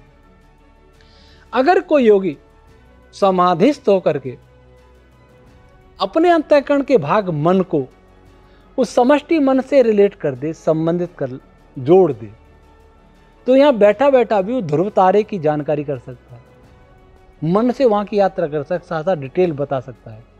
और ऋषियों ने पहले साइंस ऐसे ही खोजा। ऐतरेय ब्राह्मण का जब मैंने व्याख्यान किया तो मुझे लगा कि जैसे ऐतरेय महिदास जी तारों के भीतर बैठ के जैसे देख रहे हो, ऐसा वर्णन कर रहे हैं, तो वो ऋषि ऐसा कर सकते थे। लेकिन कोई यहां से गया, मैं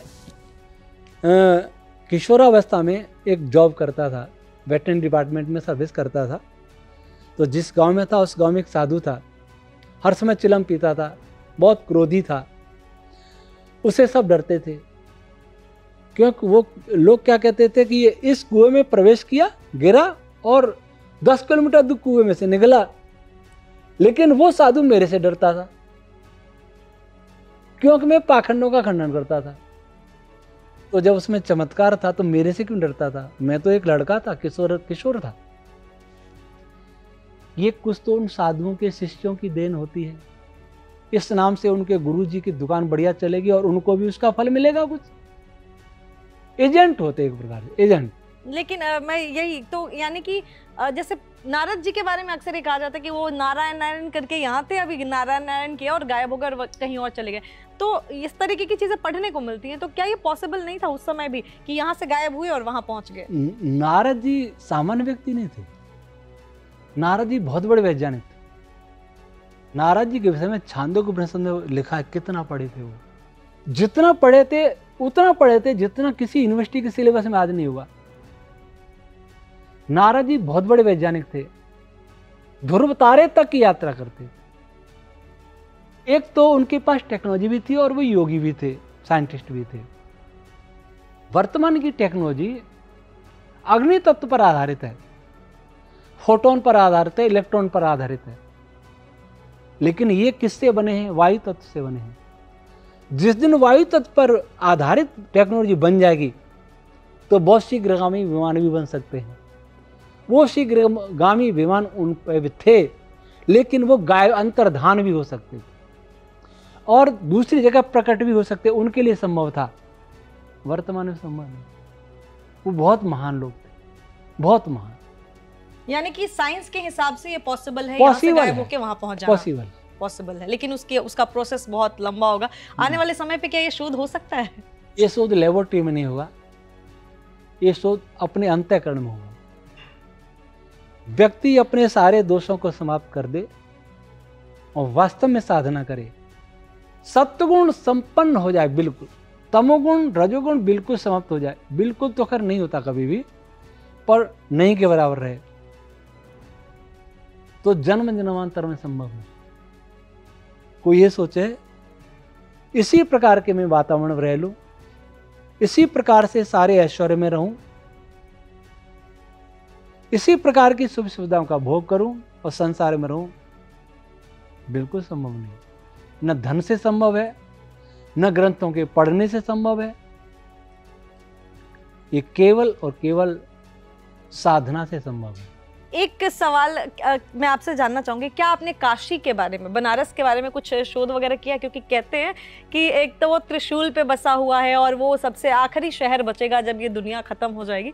तो आपने वहां कुछ शोध किया कि क्या है ऐसा उसके नीचे, या किस तरीके का है वो जिसकी वजह से वही आखिरी शहर बचेगा? काशी भी इसी पृथ्वी का एक छोटा सा टुकड़ा है। जिस पे पृथ्वी बसी है उसी पे काशी बसी है, उसी पे आपके दिल्ली बसी है। पृथ्वी से अलग तो काशी है नहीं। और पृथ्वी किस पे बसी है? पृथ्वी आकाश में सूर्य के चारों ओर घूम रही है।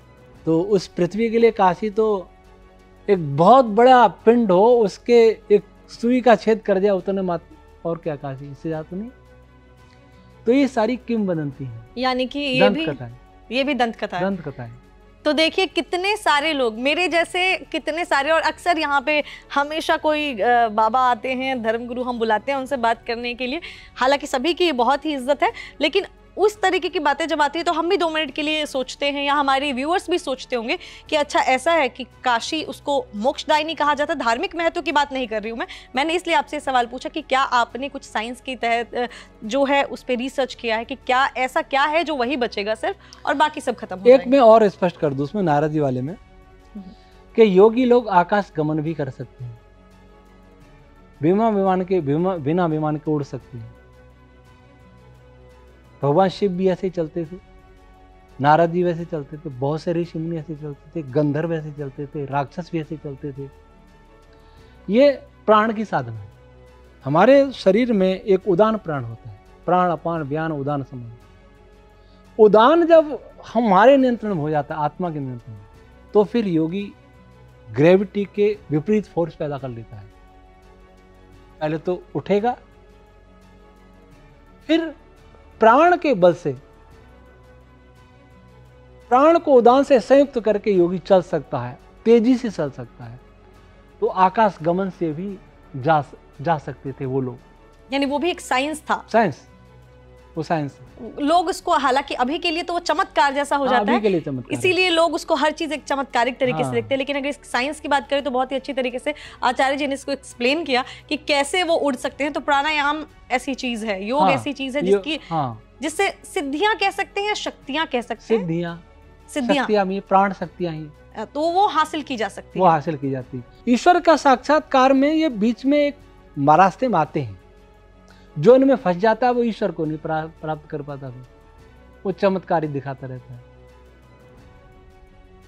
ईश्वर प्राप्ति उसके आगे की चीज है, ये स्वाभाविक है। इसमें साधना करोगे तो इसमें बढ़ते जाएंगे। अब आगे की बात करें, जो हम काशी वाली बात कर रहे थे। काशी एक बहुत पुरानी नगरी है, मानी जाती है, विद्या का गढ़ था। मोक्ष किससे होता है? मोक्ष विद्या से होता है। महर्षि कपिल ने कहा सांख्य दर्शन में, ज्ञानान मुक्ति, ज्ञान से ही मुक्ति होती है। ज्ञान विज्ञान का केंद्र था काशी। तो कभी कह दिया होगा कि काशी में जाकर के मुक्ति हो जाएगी, क्योंकि वहां ज्ञान होगा, वहां बोध होगा, वहां आत्म साक्षात करने की विद्या प्राप्त होगी, तो मनुष्य आत्म साक्षात्कार करेगा, मोक्ष प्राप्त करेगा। ज्ञान तो रहा नहीं काशी में, मरने से मुक्ति होने लगी, मरते समय काशी चले जाओ। अब तो न ऐसे विद्या का केंद्र रहा, कभी ऐसे योगी रहे होंगे, कभी ऐसे ऋषि वैज्ञानिक रहे होंगे। हालांकि आज भी संस्कृत आदि के तो विद्वान हैं, लेकिन वेद के विद्वान तो काशी में आज भी नहीं। ऋषि दयानंद के भी समय वेद के विद्वान नहीं थे काशी में, इसलिए ऋषि दयानंद को कोई परास्त नहीं कर पाया। फिर भी विद्या का गढ़ है, लेकिन वो विद्या नहीं रही जो एक मुक्ति के लिए होनी चाहिए। अगर ऐसा होता तो सभी विद्वान तो पहले ही मुक्ति को प्राप्त कर गए होते। तो इस संदर्भ में कभी कहा होगा कि वहां जाइए, विद्या प्राप्त करिए, योग साधना करिए और मुक्ति को प्राप्त करिए। तो लोगों ने उसको अलग ही एक मुक्ति बना दी है, क्योंकि आजकल जैसे आपने शुरुआत में कहा था ना कि आजकल हर चीज़ लोग बहुत ही जल्दी जल्दी चाहते हैं और हर चीज़ उनको बहुत ही शॉर्टकट तरीके से चाहिए। 2 और सवाल है मेरे। पहला सवाल, अब आखिरी का पहला सवाल ये है, शिवलिंग के बारे में क्या आप कहते हैं? इसके पीछे क्या साइंस है? अक्सर हमें हर जगह न्यूज़ में ही आता है और देखने को मिलता है कि खुदाई होती है, बहुत शिवलिंग निकलते हैं, बहुत शिवलिंग निकलते हैं। शिवलिंग के पीछे क्या साइंस है? हर चीज़ की साइंस तो मैं नहीं बता पाऊंगा, जिसके पीछे साइंस ही नहीं है उसके पीछे साइंस बताऊं कैसे मैं? पहली बात तो ये है। अंदर निकलती मूर्तियां, आपको पता होगा कि पहले यहां इस्लामी आक्रांतों के आक्रमण हुए, उनके डर से कईयों ने मूर्तियां तोड़ के अंदर गाड़ दी कि इसको मुसलमान ले नहीं जाए। आज वो निकल आए तो हम उसके चमत्कारी बना देंगे, जबकि वो तो डर की वजह से अंदर डाल दिए थे। कुछ मंदिर तोड़ दिए गए, दब गए, खंडर हो गए, वो निकल आएंगे। तो इसमें कोई चमत्कारी वाली बात नहीं है। हमारा घर पुराना था, टूट गया, उसमें एक घड़ा निकल आया, तो कोई चमत्कार नहीं है। वैसे मूर्तियां भी निकली। शिवलिंग पूजा का विधान जहां से शुरू हुआ, वो शिवलिंग, वो शिव पुराण में कथा है, उसको मैं कह नहीं सकता, सुन भी नहीं सकता, बहुत अश्लील है। ये हमारी एक बहुत बड़ी बुराई है। भगवान शिव बहुत बड़े वैज्ञानिक थे, बहुत बड़े योगी थे। इस सृष्टि की जो इनिशियल स्टेट है वो क्या थी, भगवान शिव से ज्यादा कोई नहीं, किसी ने नहीं बताई। मैंने अपनी पुस्तक में उनको कोट करके महाभारत से लिखा है कि भगवान शिव कैसे थे। महर्षि ब्रह्मा, भगवान शिव और महर्षि मनु, इन तीनों ने सृष्टि की आरंभिक अवस्था का जो वर्णन किया है। भगवान शिव को अगर जानना है तो महाभारत पढ़ें। महाभारत पढ़ के, महाभारत में भगवान शिव और देवी उमा जी के जो संवाद हैं, उनसे मालूम पड़ता है कि भगवान शिव क्या थे। कोई ये सोचेगा कि मैं शिवलिंग पूजा का खंडन कर रहा हूं, इसलिए शिव जी को मानता नहीं। मैं शिव जी को अपना इतना बड़ा आदर्श मानता हूं, जो मैं कह रहा था कि इन महापुरुषों के चरण रज के बराबरी भी हम नहीं है। मैं उनमें से नहीं हूं जो वो कहते हैं कि रामकृष्ण कोई महापुरुष नहीं थे, ये नहीं थे। हमारे यहाँ भी आर्य समाज में भी कुछ ऐसे हैं, वो कह देते हैं ये परमात्मा नहीं थे, साधारण पुरुष थे। परमात्मा नहीं थे, बात ठीक है, क्योंकि उन्होंने सृष्टि नहीं रचाई, लेकिन वो साधारण पुरुष भी नहीं, अलौकिक पुरुष थे, अपूर्व महापुरुष थे, जिनकी जीवनी लिखने के लिए महर्षि ब्रह्मा जी ने महर्षि वाल्मीकि जी को प्रेरित किया, और नारद जी से देवर्षि ने उनकी जीवनी संक्षेप में महर्षि वाल्मीकि को सुनाई। वो श्रीराम साधारण नहीं है।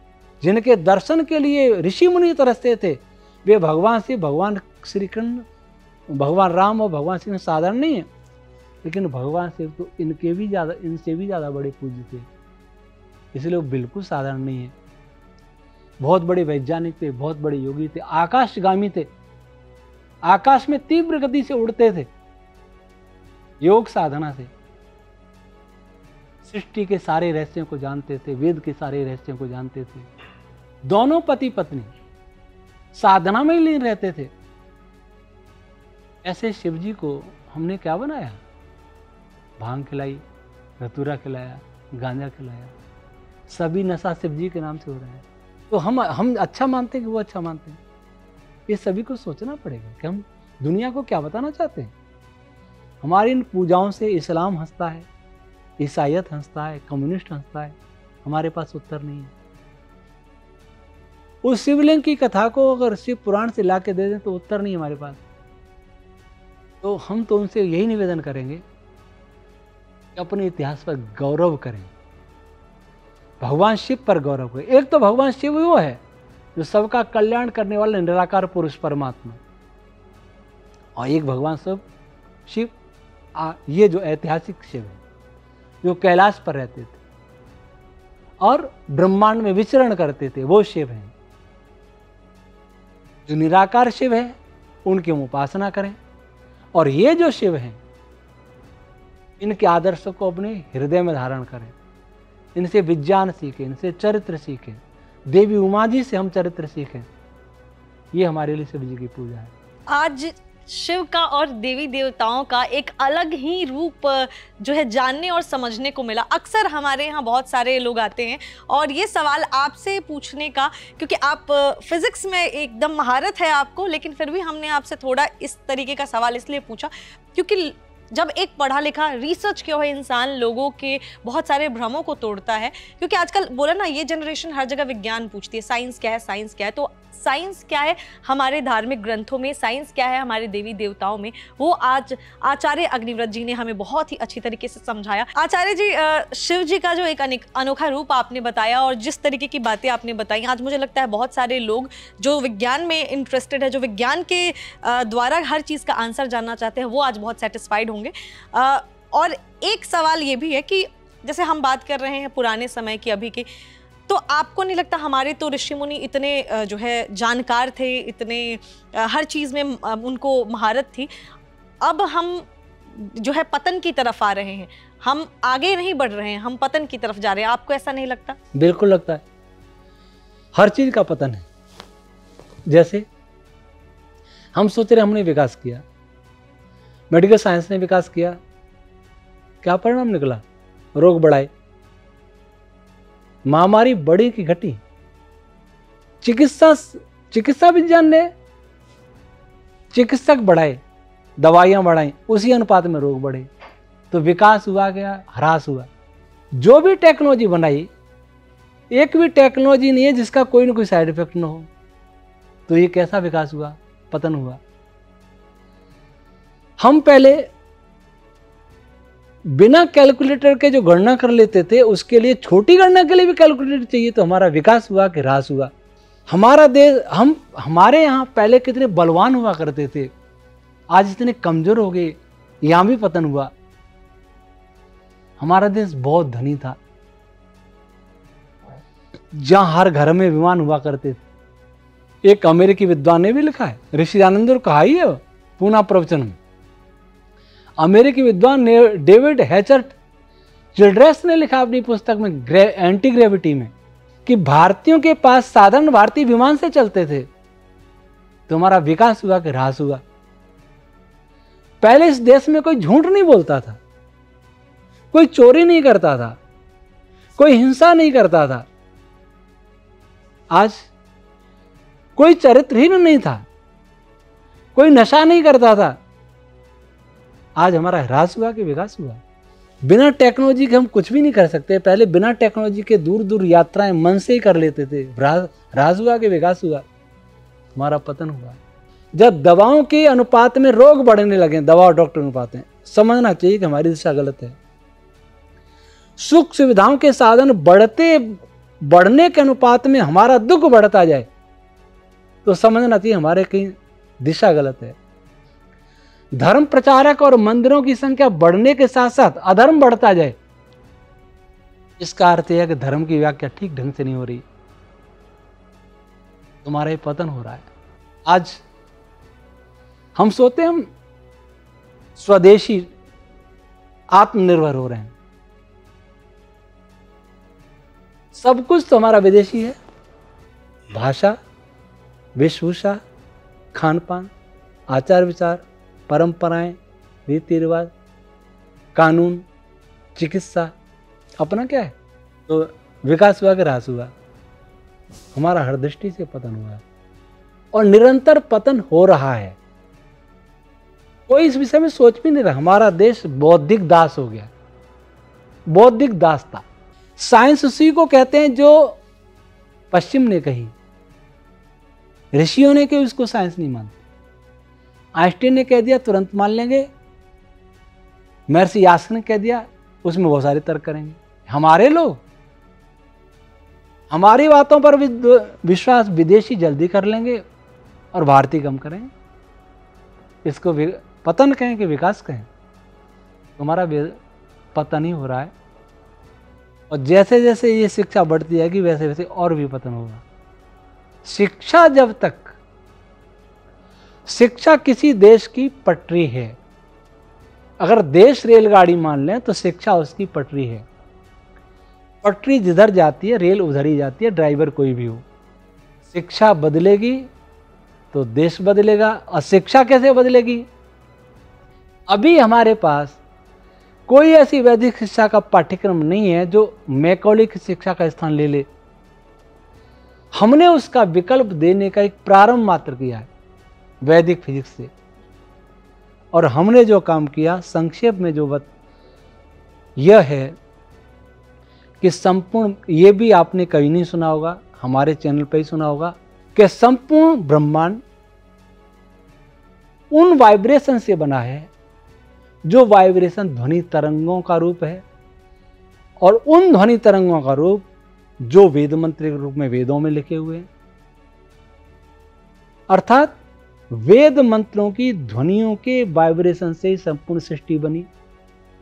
अर्थात मनुष्य नहीं था तब भी वेद मंत्र थे, इस ब्रह्मांड में थे। ब्रह्मांड से सृष्टि की पहली पीढ़ी के 4 ऋषियों ने समाधि अवस्था में उनको ग्रहण किया, उन ध्वनियों को सुना। वैसे नहीं जिनसे समाधि में पराध्वनि थी, वो ध्वनि का सीड रूप, बीज रूप, उनको सुन करके समाधि में उनका ज्ञान, जैसे मोबाइल से हम तरंगों को ग्रहण करते हैं, ध्वनियों को मोबाइल उसके ध्वनि में बदल देता है, वैसे उनके मन ने ध्वनि रूप में ग्रहण किया। अब मोबाइल को भैंस के कान पे लगा दो, वो भी ध्वनि सुनेगी, लेकिन अर्थ नहीं समझेगी। हम अर्थ समझ लेते हैं, दूसरी भाषा में तो हम भी अर्थ नहीं समझेंगे। इस अर्थ को, उन ध्वनियों को उन 4 ऋषियों ने सुना, उनका ज्ञान परमात्मा ने दिया। उस ज्ञान को फिर उन्होंने ब्रह्मा जी नाम के दूसरे व्यक्ति थे, उनको बताया, चारों ने मिलकर के आगे परंपरा शुरू हुई। तो हमारा वैदिक रश्मि विज्ञान क्या कहता है? संपूर्ण ब्रह्मांड वेद मंत्रों के वाइब्रेशन से बना हुआ है। हमारा शरीर, आपका शरीर, एक एक मॉलिक्यूल, एक एक एटम्स, एक एक आयंस, एक एक क्वार्क, एक एक फोटोन। तो वेद किसका? क्या हिंदू का? सारी सृष्टि का। केवल हिंदू का नहीं, केवल मुसलमान, ईसाई, इनका, पृथ्वीवासियों का नहीं, केवल सौरमंडल वासियों का नहीं, संपूर्ण ब्रह्मांड का वेद है। सभी पशु पक्षियों, इनका भी शरीर में से वही वेद मंत्र गूंज रहे हैं। अगर हमारे पास कभी ऐसी टेक्नोलॉजी हो कि परापश्यति ध्वनि को सुन ले, तो इस बल्ब से आने वाले प्रकाश में गायत्री मंत्र सुनाई देगा। जहां भी श्वेत रंग है वहां गायत्री मंत्र है, जहां भी लाल रंग है वहां त्रिष्टुप छंद है, जहां भी गोरा रंग वहां जगती छंद है। वो ऐसी टेक्नोलॉजी नहीं। ऋषि मुनि इसको सुनते थे समाधि अवस्था में। तब जब ये थ्योरी आएगी तो कोई मुसलमान ये नहीं कहेगा ओम मत बोलो ये सांप्रदायिक, वेद का नाम मत लो ये सांप्रदायिक, कोई नहीं कहेगा। कहेंगे भाई तुम्हारा शरीर भी तो इन्हीं से बना है, इन्हीं वाइब्रेशन से हिंदू का शरीर बना, इन्हीं से मुसलमानों का बना, इन्हीं से शेर चित्तों का बना, इन्हीं से सूर्य का बना, इन्हीं से पार्टिकल बने, इन्हीं से स्पेस बने। क्यों मरते हो? क्यों लड़ रहे हो आपस में? ब्रह्मांड का कोई भी विज्ञान पढ़े, कोई नहीं लड़ता। कोई लड़ता है? फिजिक्स पढ़ने में, केमिस्ट्री पढ़ने में कोई नहीं लड़ता। आप हिंदू, मुसलमान, ईसाई, हिंदुस्तानी, पाकिस्तानी, अमेरिकन, अरबी, चाइनीज सब पढ़ते हैं बैठ के। लेकिन जैसे ही ब्रह्मांड बनाने वाले का नाम आता है तलवारें चल जाती हैं, बम विस्फोट होने लगते हैं। क्यों? ब्रह्मांड की पढ़ाई में तो लड़ना नहीं है, और ब्रह्मांड बनाने वाले की बात आई तो झगड़ा शुरू, फसाद शुरू, फतवे शुरू। क्यों? क्योंकि न तो किसी ने ब्रह्मांड के विज्ञान को समझा। ब्रह्मांड के विज्ञान को जब समझेंगे तो ब्रह्मांड के बनाने वाले को भी समझ लेंगे। आज ईश्वर कोई चमत्कार कर रहा है, कोई हिंदुओं का है, कोई मुसलमानों का है, ईसाई का, तो लड़ेंगे ही। लेकिन जब ये पता लगा ईश्वर तो सबका है, क्योंकि ईश्वर सृष्टि की रचना करता है और सृष्टि भी सबकी है। सूर्य सबका, चंद्रमा सबका, सब कुछ सबका, फिर लड़ना क्या है? और जो सबका है वो निराकारी हो सकता है, सर्वव्यापक ही हो सकता है। तो आज धर्मगुरुओं और फिजिसिस्टों की जिम्मेदारी है। फिजिसिस्ट साइंस की गहराई में जाएंगे तो उन्हें ईश्वर का साक्षात बोध होगा।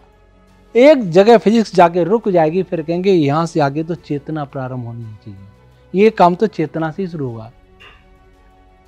तो वो चेतना की तरफ, आध्यात्मिक तरफ लौट पड़ेंगे। अगर फिजिक्स की गहराई में जाएंगे, अपने प्रयोगों और परीक्षणों की सीमा में बंद रहे तो कभी ईश्वर तक नहीं पहुंचेंगे।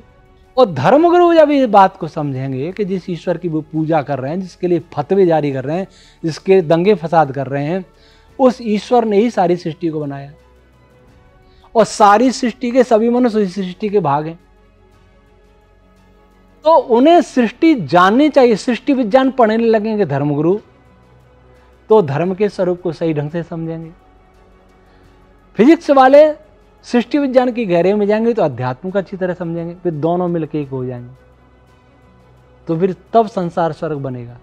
न कोई किसी से लड़ेगा, न कोई किसी जीव प्राणी मात्र को कोई हिंसा करेगा, न कोई झूठ बोलेगा, न छल कपट करेगा। ऐसा था वैदिक राज्य, ऐसा था वैदिक राष्ट्र, ऐसा था वैदिक समाज, इस धरती का समाज। और वेदों का यही ज्ञान और विज्ञान है। आपकी बातें ना मतलब सुन के बहुत सारी चीज़ें ऐसे दिमाग में आ रही जो से आपसे पूछते जाऊं, लेकिन समय की कमी के कारण आपसे बस ये जानना चाहूँगी आने वाले समय पे कुछ ऐसा रिसर्च वगैरह या कोई ऐसी चीज़ जो हमारी ऑडियंस को, हमारी जनता को मिलने वाली है आपकी तरफ से? हमारी तरफ से देखिए, मैंने वेद विज्ञान आलोक ग्रंथ लिखा, एक और लिखा निरुक्त का, इसका नाम वेदार्थ विज्ञान है। मेरे निरुक्त भाष्य का नाम ही वेदार्थ विज्ञान है। उसी नाम पर हम 9, 10, 11 नवंबर को एक कार्यक्रम कर रहे हैं और आपको भी आमंत्रित कर रहा हूं टीम के साथ। वेद के संबंध में जो कहीं जानने को नहीं मिला होगा वो वहां बताया जाएगा। तो उन ग्रंथों के आधार पर ये मेरे साथ एक साइंटिस्ट हैं डॉक्टर संदीप कुमार सिंह, ये स्वीडन में थे, हमारी कुछ वीडियो देख के भारत आ गए, भारतीय हैं वैसे, ये काम करने लग गए हैं। एक हमारे साथ विशाल आ रहे हैं, इन्होंने एक पुस्तक लिखी है परिचय वैदिक भौतिकी। मेरी जो पुस्तक है उसके आधार पर एक सार रूप में लिखी है, छोटी सी पुस्तक, इंग्लिश हिंदी दोनों में है। संदीप कुमार सिंह जी ने वो बहुत साइंटिस्टों को दिए, बहुत अच्छी लगी लोगों को। ऐसी हमारे विशाल आर जी और भी पुस्तकें लिखेंगे, 6ठी क्लास से लेकर के विचार है और उच्च स्तरीय साइंटिस्ट तक उनको देने के लिए, क्यों हमारे पास साधन नहीं है। हम 2 ही व्यक्ति हैं, एक ये विशाल आर्य, इनकी धर्मपत्नी डॉक्टर मधुलिका आर्य, वो संस्कृत में PhD है, नेट JRF है, ये उन्होंने भी अपना जीवन इसीलिए समर्पित कर दिया है। तो हम 3 हो गए। बेस का काम मैं कर रहा हूं, उसके बाद इस पे साइंस के लोग बहुत कर सकते हैं। एक बहुत बड़े रक्षा वैज्ञानिक भारत के, उस पे काम करना चाहते हैं। हमारा सपना था कि ऐसा इंस्टीट्यूट बनाएं कि कम से कम 5 साइंटिस्ट मेरे पास रहे और आने के लिए तैयार भी थे, जॉब छोड़ने के लिए तैयार थे। लेकिन जॉब छोड़ने के लिए तैयार हों तो उनके लिए पैसा भी देना चाहिए ना मुझे। मेरे को उद्योगपति होने, उद्योगपति मेरे साथ जुड़े नहीं, इसलिए वो सपना ही रह गया। लेकिन अगर कभी ऐसी स्थिति बनती है या दूर रह के भी ये लोग काम करेंगे, और मेरा विचार, मुझे सबका आग्रह है कि आप वेद का भाष्य करें, क्योंकि मैं वेद का एक मंत्र का कम से कम 3 प्रकार का भाष्य करता हूं। एक आदिदैविक भाष्य, जिसको आज की भाषा में वैज्ञानिक भाष्य कह सकते हैं। एक आदि भौतिक भाष्य, व्यवहारिक भाष्य, उससे हमें क्या शिक्षा लें, राजा के विषय में, समाज के विषय में, परिवार के विषय में। एक आध्यात्मिक भाष्य। वैज्ञानिक भाष्य भी कई प्रकार का हो सकता है, आध्यात्मिक भाष्य भी कई प्रकार का हो सकता है, आदि भौतिक भी कई प्रकार का हो सकता है। तो मैं तो वेद भाष्य का काम शुरू करूंगा, जो कठिन मंत्र हैं जिनका अर्थ सबने गड़बड़ कर दिया है। और ये लोग यूँ तो हमारे मेरे वीडियो सुन के ही अमेरिका में एक साइंटिस्ट मेरे काम पर रिसर्च करने लग गए, भारतीय, एक ऑस्ट्रेलिया में भी रिसर्च करने लग गए। अगर सरकार, मीडिया, उद्योगपति 3 साथ दें या इनमें से एक भी साथ दे, संभावना बहुत है। लेकिन कोई अकेला व्यक्ति इतना सक्षम नहीं है कि सब कुछ कर ले। मेरा काम एक रॉ मटेरियल देना है, उसमें से बहुत सारी चीज़ें निकालना साइंटिस्ट का काम है, और वो करने के लिए तैयार भी है। लेकिन ये किसी यूनिवर्सिटी में रह के होगा नहीं, क्योंकि यूनिवर्सिटी का सिलेबस के बाहर की बात है। एक नई पद्धति बनानी पड़ेगी जिसको सरकार की मान्यता भी हो, या संस्थान स्वयं इतना सक्षम हो कि हम अपने आविष्कार करें और विदेशों तक पहुंचाएं। तो फिर सरकार भी हमारे पास आएगी, मीडिया भी आएगा, नेता भी आएंगे। तो देखते हैं क्या होता है। देने के लिए हमारे पास बहुत कुछ। तो जितने भी लोग ये वीडियो देख रहे थे, आज हमारी इस इंटरव्यू में जितने भी लोग जुड़े थे, एक आप ब्लॉगर को तो इतना मिलियन में हिट कराते हो, इतने सारे इन्फ्लुएंसर्स को हिट कराते हो, लेकिन जहाँ से आपको जानकारी मिलती है उनको हिट कराने की जिम्मेदारी अब आपके ऊपर है, क्योंकि ये देश का भविष्य जो है उसको सुनहरा करना चाहते हैं। सिर्फ बातों से नहीं होता, बहुत सारा काम करना चाहते हैं, लेकिन उसमें सहयोग की ज़रूरत है। तो इस वीडियो को बहुत ज़्यादा शेयर कीजिए, जितने लोगों तक पहुँचा सकते हैं पहुँचाइए, और आचार्य अग्निव्रत जी को, ताकि उनका जो सपना है वो पूरा जरूर हो, हम यही कामना करेंगे। बाकी एक जाते जाते ये चीज बता दीजिए, अक्सर हमसे लोग कहते हैं कि विज्ञान से ऊपर कुछ नहीं है, क्या आप मानते हैं विज्ञान से ऊपर कुछ नहीं है? सही बात है, लेकिन विज्ञान होता क्या है? विज्ञान होता क्या है? ईश्वर विज्ञान स्वरूप ही है। विज्ञान की उत्पत्ति ईश्वर से ही होती है। विज्ञान का अर्थ ये नहीं कि जो पश्चिम ने दे दिया वो विज्ञान है, इसको कहते हैं बौद्धिक दास्तान। पश्चिम के विज्ञान से पहले भी विज्ञान था भारत में। देखें तो आज से 400 साल पहले यूरोप और अमेरिका में क्या था, बहुत सारे जंगली लोग रहते थे अमेरिका में, अब वो आगे बढ़ गए। कुछ तो हमारे यहाँ का साहित्य लेगा, कुछ उनका पुरुषार्थ भी है, और हम कर्तव्य विहीन हो गए। हमने सोचा पूजा पाठ कर लो, मंदिर में घंटी बजा लो, हवन कर लो, माला जप लो, इतना ही धर्म है। धर्म इतना ही नहीं है। जब श्री राम वन में जाते हैं तो समाधिस्थ ऋषि भी मिलते हैं और नए नए आविष्कार भी करते हैं। महर्षि विश्वामित्र के पास गए, कितने आविष्कार सिखाए श्री राम को, कितने हथियार दिए। महर्षि अगस्त्य ने कितने हथियार दिए। वैसा ही भारत की बुद्धिजीवी समाज को जो धर्म गुरुओं को बनना पड़ेगा, लेकिन धर्म गुरु खुद ही नहीं पढ़ते, वो क्या करेंगे। तो बहुत अच्छा लगा आज आपसे बात करके, आपकी सारी बातें सुनकर एक नई चीज़ समझ में आई कि लोगों को अभी और भी जागरूक होने की ज़रूरत है, क्योंकि हमारी देश की बहुत सारी एक कह सकते हैं ना भीड़, एक जनता जो है एंटरटेनमेंट की तरफ खींची जा रही है। ज्ञान हासिल करने की कोशिश कम लोग कर रहे हैं। ज्ञान कहाँ से मिलेगा, रास्ता हमने आपको दिखाया है। ज़्यादा से ज़्यादा शेयर करें, और आपका समय देने के लिए बहुत बहुत शुक्रिया। लेकिन हम आपको फिर परेशान करेंगे जब ऑडियंस आपके लिए सवाल छोड़ेगी, क्योंकि जनता सवाल लिखती है और वो आपके लिए लिखेगी, मेरे लिए तो लिखेगी नहीं, वो आपसे जानना चाहेगी। तो जब सवाल आएंगे तो आपको वापस आना होगा, हमारे साथ जुड़ना होगा और उनके सवालों का जवाब देना होगा। आना, यहीं आना होगा, देखेंगे, फिर देखेंगे। यहाँ दिल्ली आने के लिए बहुत साहस करना पड़ता है। हम नहीं, आप अपने YouTube का भी बता सकते हैं, या हाँ, कोई और ऐसा आपका प्लेटफॉर्म है, हाँ, उसको भी आप बोल सकते हैं। वैदिक फिजिक्स YouTube चैनल है हमारा, वैदिक फिजिक्स, आप भी देखिए। तो वापस जब भी सवाल आएंगे आप हमारे साथ जुड़िएगा। बाकी आचार्य जी की बातें सुनने के लिए वैदिक फिजिक्स पर जाइए, वहाँ YouTube चैनल पर आप सुन सकते हैं, सारी जानकारियाँ आपको मिलेंगी। तो फिलहाल आज के लिए बस इतना ही। बहुत बहुत शुक्रिया आपका आने के लिए। आपका भी धन्यवाद। मिलती हूँ आपसे किसी अगली वीडियो में किसी खास गेस्ट के साथ। तब तक खुश रहें और ख्याल रखें। For exclusive and insightful videos, subscribe to our new channel ABP Live Premium.